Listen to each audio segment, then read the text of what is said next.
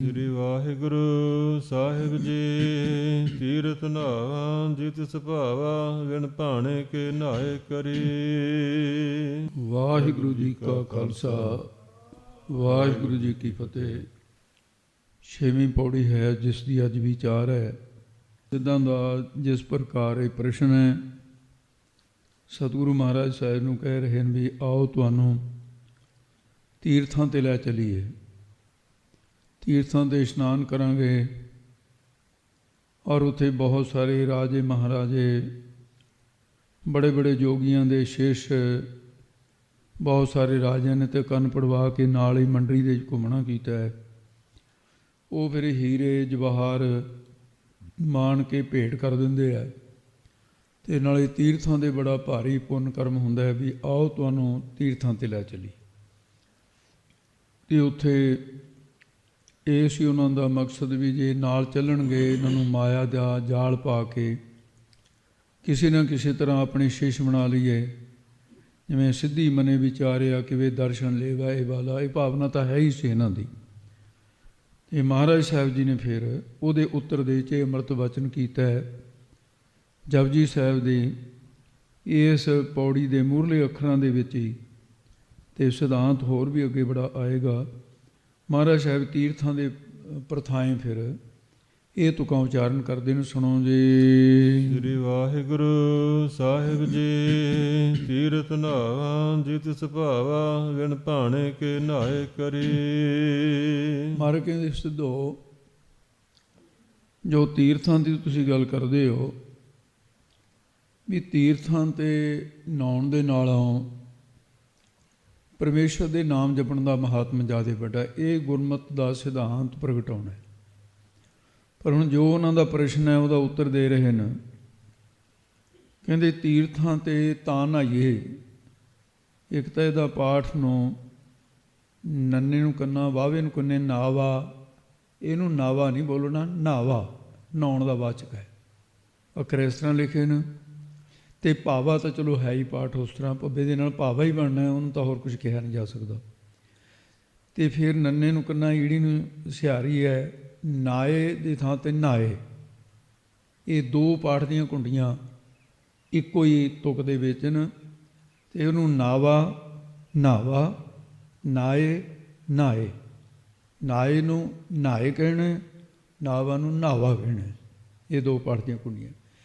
ਤੀਰਥਾਂ 'ਤੇ ਨਹਾਵਾ, ਤੀਰਥਾਂ 'ਤੇ ਨਹਾਉਣਾ ਤਾਂ ਸਫਲ ਹੈ ਜੇ ਵਾਹਿਗੁਰੂ ਨੂੰ ਪਾ ਜਾਵੇ ਨਹਾਉਣਾ, ਇਸ਼ਨਾਨ ਕਰਨਾ। ਜੇ ਵਾਹਿਗੁਰੂ ਨੂੰ ਭਾਵੇ ਨਾ ਤਾਂ ਉੱਥੇ ਫਿਰ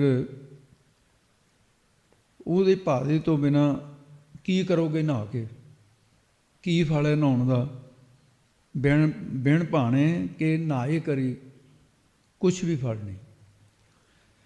ਤੀਰਥਾਂ 'ਤੇ ਨਹਾਉਣ ਦਾ ਤਾਂ ਫਲ ਹੈ ਜੇ ਭਾਵਾ, ਮਨ ਦੇ 'ਚ ਭਾਵਨਾ ਹੋਵੇ। ਜੇ ਭਾਵਨਾ ਨਹੀਂ ਹੈ ਵਾਹਿਗੁਰੂ 'ਤੇ, ਤਾਂ ਫਿਰ ਤੀਰਥ ਦੇ ਨਹਾਉਣ ਦਾ ਕੋਈ ਫਲ ਨਹੀਂ ਹੈ। ਤੋ ਇਸ ਕਰਕੇ ਭਾਵਨਾ ਮਨ ਦੇ ਵਿੱਚ ਹੋਣੀ ਚਾਹੀਦੀ ਹੈ। ਭਾਵਨਾ ਤੋਂ ਭਾਵ ਸ਼ਰਧਾ ਹੈ। ਅਤੇ ਉਸ ਵਾਹਿਗੁਰੂ ਦੇ ਭਾਣਾ, ਜਿਹੜਾ ਭਾਣਾ ਮੰਨੇ ਤੋਂ ਬਿਨਾਂ, ਬਿਨ ਭਾਣੇ ਉਹਦਾ ਭਾਣਾ ਆ ਗਿਆ, ਹੁਕਮ ਮੰਨੇ ਤੋਂ ਬਿਨਾਂ ਕੀ ਕਰੋਗੇ ਨਾ ਅੱਗੇ। ਇਹਦੇ ਤਿੰਨ ਅਰਥ ਨੇ ਪਹਿਲੀ ਤੁਕ ਦੇ ਹੀ। ਤੋ ਇਸ ਕਰਕੇ ਤੀਰਥ ਨਹਾਉਣ 'ਤੇ ਹੋਰ ਵੀ ਗੁਰਬਾਣੀ 'ਚ ਪ੍ਰਮਾਣ ਮਿਲਣਗੇ। ਤੀਰਥ ਨਹਾਵਣ ਜਾਓ, ਤੀਰਥ ਨਾਮ ਹੈ, ਤੀਰਥ ਸ਼ਬਦ ਵਿਚਾਰ ਅੰਤਰ ਗਿਆਨ ਹੈ। ਤੋ ਇਸ ਕਰਕੇ ਮਹਾਰਾਜ ਸਾਹਿਬ ਜੀ ਨੇ ਉਹਦੀ ਇਸ ਗੱਲ ਦਾ ਖੰਡਨ ਕੀਤਾ। ਅਤੇ ਇਸੇ ਵਿਚਾਰ ਨੂੰ ਜੇ ਦ੍ਰਿਸ਼ਟਾਂਤ ਦੁਆਰਾ ਸਿੱਧ ਕਰਨਾ ਹੋਵੇ ਤਾਂ ਜਿਹੜੇ ਸਮੇਂ ਦੇ ਵਿੱਚ ਗੁਰੂ ਨਾਨਕ ਸਾਹਿਬ ਸੰਸਾਰ ਵਿੱਚ ਵਿਚਰੇ ਹੈ, ਉਹ ਤਾਰੀਖਾਂ ਦੇ ਹਿਸਾਬ ਸਿਰ ਤੁਲਸੀਦਾਸ ਉਸ ਵੇਲੇ ਹੀ ਹੋਇਆ। ਅਤੇ ਜਦੋਂ ਉਹਦੀ ਜਨਮ 'ਤੇ ਉਹਦੀਆਂ ਪ੍ਰਲੋਕ ਗਮਨ ਦੀਆਂ ਤਰੀਕਾਂ ਦੇਖਦੇ ਹਾਂ, ਪਰ ਮਿਲਾਪ ਨਹੀਂ ਗੁਰੂ ਨਾਨਕ ਸਾਹਿਬ ਨਾਲ ਹੋਇਆ, ਇਹ ਵੀ ਗੱਲ ਹੈ। ਅਤੇ ਬਹੁਤ ਵੱਡਾ ਭਗਤ ਸੀ। ਅਤੇ ਤੁਲਸੀ ਇੱਕ ਦਿਨ ਮਨ ਦੇ ਵਿੱਚ ਇਹਦੇ ਵਿਚਾਰ ਆਇਆ ਵੀ ਮੈਂ ਜਗਨਨਾਥ ਦੀ ਯਾਤਰਾ ਕਰਕੇ ਆਵਾਂ, ਜਗਨਨਾਥਪੁਰੀ ਚੱਲਦੇ ਹਾਂ। ਤੁਰ ਪਏ। ਜਦੋਂ ਜਗਨਨਾਥਪੁਰੀ ਗਏ, ਉੱਥੇ ਜਾ ਕੇ ਦਰਸ਼ਨ ਮੇਲੇ ਕੀਤੇ ਤਾਂ ਉੱਥੇ ਠਾਕਰ ਸਸਤੇ ਵਿਕਦੇ ਸੀ। ਕਿਉਂਕਿ ਉੱਥੋਂ ਹੀ ਲੈਣੇ ਆ ਲੋਕਾਂ ਨੇ। ਤੇ ਤੁਲਸੀਦਾਸ ਨੇ ਸੋਚਿਆ ਵੀ ਚਲੋ ਆਪਾਂ ਠਾਕਰ ਲੈ ਲੈਂਦੇ ਹਾਂ। ਪੱਥਰ ਦੇ ਜਿਹੜੇ ਕਾਲੀ ਧਾਰੀ ਹੁੰਦੀ ਹੈ ਚਿੱਟੇ ਪੱਥਰ 'ਤੇ, ਕਾਲੇ ਪੱਥਰ ਦੇ ਉੱਤੇ ਚਿੱਟੀ ਧਾਰੀ ਹੁੰਦੀ ਹੈ, ਉਹਨੂੰ ਕਹਿੰਦੇ ਵੀ ਭਗਵਾਨ ਦਾ ਰੂਪ ਹੈ, ਜਿਵੇਂ ਗੰਡਕਾ ਨਦੀ 'ਚੋਂ ਨਿਕਲਦੇ। ਉਹਨੂੰ ਸਿੱਧੇ ਰਸਤੇ ਪਾਉਣ ਵਾਸਤੇ ਪਰਮਾਤਮਾ ਨੂੰ ਭਾਉਂਦੀ ਨਹੀਂ ਸੀ ਇਹ ਗੱਲ। ਉਹ ਇੱਕ ਸੰਤ ਦਾ ਰੂਪ ਧਾਰਨ ਕਰਕੇ ਤੁਲਸੀ ਜੀ ਦੇ ਘਰ ਆ ਗਏ। ਆ ਕੇ ਪੁੱਛਿਆ, ਕਹਿਣ ਲੱਗੇ ਪਰਿਵਾਰ ਨੂੰ, ਉਹਨਾਂ ਦੇ ਘਰੋਂ ਬੀਬੀ ਨੂੰ, ਵੀ ਗੁਸਾਈਂ ਤੁਲਸੀਦਾਸ ਕਿੱਥੇ ਨੇ? ਕਹਿੰਦੇ ਜੀ ਉਹ ਤਾਂ ਤੀਰਥ ਯਾਤਰਾ ਕਰਨ ਗਏ ਹੋਏ। ਤੇ ਭਗਵਾਨ ਜੀ ਸੰਤ ਰੂਪ ਦੇ ਵਿੱਚ ਕਹਿੰਦੇ ਤੀਰਥ ਯਾਤਰਾ ਕਾਹਨੂੰ ਕਰਨ ਗਏ ਨੇ? ਸੌਦਾ ਖਰੀਦਣ ਵਾਸਤੇ ਗਏ ਹੋਏ। ਤੇ ਬਾਅਦ ਦੇ ਵਿੱਚ ਜਦੋਂ ਤੁਲਸੀ ਜੀ ਘਰ ਆਏ ਤਾਂ ਸੁਭਾਵ ਕੀ ਹੈ ਵੀ ਜਦੋਂ ਕੋਈ ਬੰਦਾ ਬਾਹਰ ਤੋਂ ਆਉਂਦਾ ਪੁੱਛਦਾ ਵੀ ਮੇਰੇ ਗਏ ਪਿੱਛੇ ਤੇ ਕੋਈ ਆਇਆ ਤਾਂ ਨਹੀਂ ਸੀ? ਮਹਾਤਮਾ ਆਏ ਰਹਿੰਦੇ ਸੀ ਨਾ।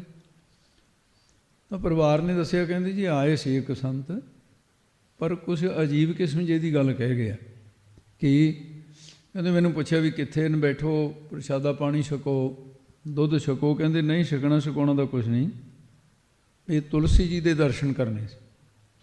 ਕਹਿੰਦੇ ਜੀ ਉਹ ਤਾਂ ਤੀਰਥ ਯਾਤਰਾ 'ਤੇ ਗਏ ਹੋਏ ਨੇ। ਕਹਿੰਦੇ ਸੰਤ ਕਹਿੰਦਾ ਕਾਹਨੂੰ ਗਏ ਨੇ ਤੀਰਥ ਯਾਤਰਾ? ਸੌਦਾ ਖਰੀਦਣ ਗਏ ਨੇ। ਉਹਨੇ ਕਿਹਾ ਓਹੋ ਵੀ ਮੇਰੇ ਇਹ ਠਾਕਰ ਖਰੀਦਣੇ। ਪਰਮਾਤਮਾ ਨੇ ਉਹਨੂੰ ਇਹ ਦੱਸਣਾ ਸੀ ਵੀ ਮੈਂ ਪੱਥਰ ਰੂਪ ਨਹੀਂ ਹਾਂ, ਤੂੰ ਐਡਾ ਵੱਡਾ ਭਗਤ ਹੋ ਕੇ ਕਿੱਥੇ ਖੜਾ ਹੈ? ਭਗਤੀ ਤੋਂ ਵੱਡੀ ਨਹੀਂ ਕੋਈ ਚੀਜ਼। ਉਹਨਾਂ ਹੀ ਪੈਰੀਂ ਕਹਿਣ ਲੱਗੇ ਵੀ ਮੈਂ ਗਲਤ ਕਰ ਆਇਆ, ਵੀ ਗੱਲ ਸੱਚੀ ਕਹੀ ਆ ਸੰਤਾਂ ਨੇ। ਉਹ ਸੌਦਾ ਮੋੜਨ ਵਾਸਤੇ ਵੀ ਇਹੋ ਜਿਹੇ ਠਾਕਰ ਮੈਂ ਕੀ ਕਰਨੇ ਜਿਹਨਾਂ ਕਰਕੇ ਮੈਨੂੰ ਇਹ ਕਹਾਉਣਾ ਪਿਆ। ਪਿੱਛੋਂ ਸੰਤ ਰੂਪ 'ਚ ਫੇਰ ਭਗਵਾਨ ਜੀ ਆ ਗਏ। ਫੇਰ ਪੁੱਛਿਆ, ਕਹਿੰਦੇ ਹੁਣ ਕਿੱਥੇ ਆ? ਕਹਿੰਦੇ ਜੀ ਅੱਜ ਵੀ ਨਹੀਂ ਆ। ਕਹਿੰਦੇ ਹੁਣ? ਕਹਿੰਦੇ ਜੀ ਉਹ ਦੁਬਾਰੇ ਫੇਰ ਚਲੇ ਗਏ ਯਾਤਰਾ ਕਰਨ। ਕਹਿੰਦੇ ਕਾਹਨੂੰ ਯਾਤਰਾ ਕਰਨ ਚਲੇ ਗਏ? ਸੌਦਾ ਮੋੜਨ ਚਲੇ ਗਏ। ਤੇ ਜਦੋਂ ਤੁਲਸੀ ਜੀ ਵਾਪਸ ਆਏ, ਪੁੱਛਿਆ ਹੁਣ ਕੋਈ ਪਿੱਛੋਂ ਆਇਆ? ਕਹਿੰਦੇ ਆਇਆ ਸੀ, ਉਹੀ ਸੰਤ ਸੀ। ਉਹ ਕਹਿੰਦੇ ਸੌਦਾ ਮੋੜਨ ਗਏ। ਤੁਲਸੀ ਜੀ ਰੋਣ ਲੱਗ ਗਏ, ਕਹਿਣ ਲੱਗੇ ਓਹੋ ਤੀਰਥਾਂ 'ਤੇ ਨਹਾਉਣਾ ਤਾਂ ਹੀ ਚੰਗਾ ਜੇ ਰੱਬ ਨੂੰ ਭਾ ਜਾਵੇ, ਨਹੀਂ ਤਾਂ ਤੀਰਥ ਯਾਤਰਾ ਵੀ ਕਿਸੇ ਕੰਮ ਦੀ ਨਹੀਂ ਹੈ। ਸ਼ਰਧਾ ਵਿਸ਼ਵਾਸ ਦੇ ਨਾਲ ਫਿਰ ਤੀਸਰੀ ਵਾਰ ਗਏ, ਨਾਮ ਜਪਦੇ ਗਏ ਤੇ ਨਾਮ ਜਪਦੇ ਹੀ ਵਾਪਸ ਆਏ। ਤੇ ਜਦੋਂ ਵਾਪਸ ਆ ਕੇ ਪੁੱਛਿਆ, ਕਹਿੰਦੇ ਹੁਣ ਵੀ ਆਇਆ ਸੀ ਕੋਈ? ਕਹਿੰਦੇ ਜੀ ਆਇਆ ਸੀ, ਉਹੀ ਸੰਤ ਫੇਰ ਆਇਆ ਸੀ। ਇਹ ਕੀ ਪੁੱਛਿਆ? ਕਹਿੰਦੇ ਸਵਾਲ ਤਾਂ ਉਹੀ ਸੀ ਵੀ ਕਿੱਥੇ ਗਏ ਨੇ। ਮੈਂ ਫੇਰ ਉਹੀ ਕਿਹਾ ਵੀ ਤੀਰਥ ਯਾਤਰਾ। ਕਹਿੰਦੇ ਹਾਂ। ਕਹਿੰਦੇ ਭਾਈ ਬੀਬੀ ਵੀ ਹੁਣ ਉਹ ਸਹੀ ਤੀਰਥ ਯਾਤਰਾ ਹੀ ਕਰਨ ਗਏ ਹੈ, ਹੁਣ ਉਹਨਾਂ ਦੀ ਯਾਤਰਾ ਸਫਲ ਹੀ ਹੋਊਗੀ। ਭਾਵੀ ਨਾ ਤੀਰਥ ਨਹਾਵਾ ਜੇ ਤਿਸ ਭਾਵਾ, ਬਿਨ ਭਾਣੇ ਕੇ ਨਹਾਏ ਕਰੀ, ਕੀ ਕਰੋਗੇ ਨਾ ਗਏ। ਇਹ ਸਾਖੀ ਦੇ ਨਾਲ ਇਹ ਬਾਤ ਸਿੱਧ ਹੋ ਜਾਂਦੀ ਹੈ। ਤੋ ਇਸ ਤਰ੍ਹਾਂ ਫਿਰ ਜਿਹੜੇ ਯੋਗੀ ਸੀ ਉਹਨਾਂ ਨੇ ਕਿ ਕੁਛ ਕਰਮਾਂ ਬਾਰੇ ਦੱਸੋ ਜੀ। ਕੋਈ ਕਹਿੰਦਾ ਮੇਰੀ ਕਿਸਮਤ ਬੜੀ ਮਾੜੀ ਹੈ, ਮੇਰੀ ਕਿਸਮਤ ਬੜੀ ਚੰਗੀ ਹੈ। ਤੇ ਕਰਮਾਂ ਦਾ ਕੀ ਲਾਭ ਹੈ ਕੰਮ ਕਰਨ ਦਾ, ਇਸ ਕਰਕੇ ਆਪ ਕਰਮਾਂ ਬਾਰੇ ਦੱਸੋ। ਤੇ ਮਹਾਰਾਜ ਸਾਹਿਬ ਨੇ ਫਿਰ ਅਗਲੀ ਪੰਕਤੀ ਉਚਾਰਨ ਕੀਤੀ ਹੈ, ਜਿਤੇ ਸਿਰਠ ਪਾਈ ਵੇਖਾ, ਵਿਣ ਕਰਮਾ ਕੇ ਮਿਲੇ ਲਈ। ਕਹਿੰਦੇ ਹੈ ਸਿੱਧੋ, ਜਿੰਨੀ ਵੀ ਸ੍ਰਿਸ਼ਟੀ ਉਪਾਈ ਦਾ ਅਰਥ ਹੈ ਪੈਦਾ ਕੀਤੀ ਹੋ, ਵੇਖਾ ਵੇਖੀ ਜਾ ਰਹੀ ਹੈ, ਤੁਸੀਂ ਦੇਖਦੇ ਹੋ, ਮੈਂ ਦੇਖ ਰਿਹਾ। ਇਹ ਸਾਰੀ ਸ੍ਰਿਸ਼ਟੀ ਦੇ ਜਿੰਨੇ ਜੀਵਨ ਉਹ ਭਾਗਾਂ ਤੋਂ ਬਿਨਾਂ ਕਿਸੇ ਨੂੰ ਕੀ ਮਿਲਦਾ ਹੈ? ਭਾਵ ਕੁਝ ਨਹੀਂ ਮਿਲਦਾ। ਕੇ ਮਿਲ ਭਾਵ ਤੋਂ ਕੇ ਤੋਂ ਕੀ ਸਮਝਣਾ? ਕੇ ਮਿਲੇ ਔਰ ਭਾਗਾਂ ਤੋਂ ਬਿਨਾਂ ਲਈ ਲੈ ਕੋਈ ਕੀ ਲਏਗਾ? ਭਾਗਾਂ ਤੋਂ ਬਿਨਾਂ ਕੋਈ ਕੀ? ਭਾਵ ਕਰਮਾਂ ਤੋਂ ਬਿਨਾਂ ਕੁਛ ਵੀ ਪ੍ਰਾਪਤ ਨਹੀਂ ਹੁੰਦਾ। ਜੇ ਸਾਡੇ ਕਰਮਾਂ 'ਚ ਤੀਰਥ ਯਾਤਰਾ ਹੋਊਗੀ, ਮਹਾਰਾਜ ਕਹਿੰਦੇ ਅਸੀਂ ਆਪ ਹੀ ਕਰ ਲਾਂਗੇ। ਵੀ ਤੁਹਾਡੇ ਨਾਲ ਜਾਣ ਦੀ ਮੈਂ ਕਿਹੜਾ ਜਵਾਕ ਹਾਂ ਵੀ ਤੁਸੀਂ ਮੈਨੂੰ ਉਂਗਲੀ ਫੜ ਕੇ ਲੈ ਕੇ ਜਾਓਗੇ। ਮੈਂ ਤੀਰਥ ਯਾਤਰਾ ਭੁੱਲਿਆ? ਜੇ ਮੈਂ ਸਵੇਰ ਪਰਬਤ 'ਤੇ ਆ ਸਕਦਾ, ਮੈਂ ਤੀਰਥਾਂ 'ਤੇ ਵੀ ਜਾ ਸਕਦਾ। ਮੈਂ ਤੁਹਾਡੇ ਨਾਲ ਜਾਣ ਦਾ ਮੇਰਾ ਕੋਈ ਮਕਸਦ ਨਹੀਂ। ਅਤੇ ਕਰਮਾਂ ਬਾਰੇ, ਬਿਨ ਕਰਮਾਂ ਕੁਛ ਪਾਈਆ ਨਹੀਂ, ਕਿਆ ਕਰ ਕਹਿਆ ਜਾਏ। ਅਤੇ ਫਿਰ ਪ੍ਰਮਾਣ ਹੈ, ਜੇ ਬੇਹੋ ਤੇਰਾ ਲੋਚੀਏ, ਬਿਨ ਕਰਮਾਂ ਪਾਇਆ ਨਾ ਜਾਏ। ਦੱਦਾ ਦੋਸ ਨਾ ਦਿਓ ਕਿਸੈ, ਦੋਸ ਕਰਮਾਂ ਆਪਣਿਆਂ, ਜੋ ਮੈਂ ਕੀਆ ਸੋ ਮੈਂ ਪਾਇਆ, ਦੋਸ ਨਾ ਦੀਜੈ ਅਵਰ ਜਨਾ।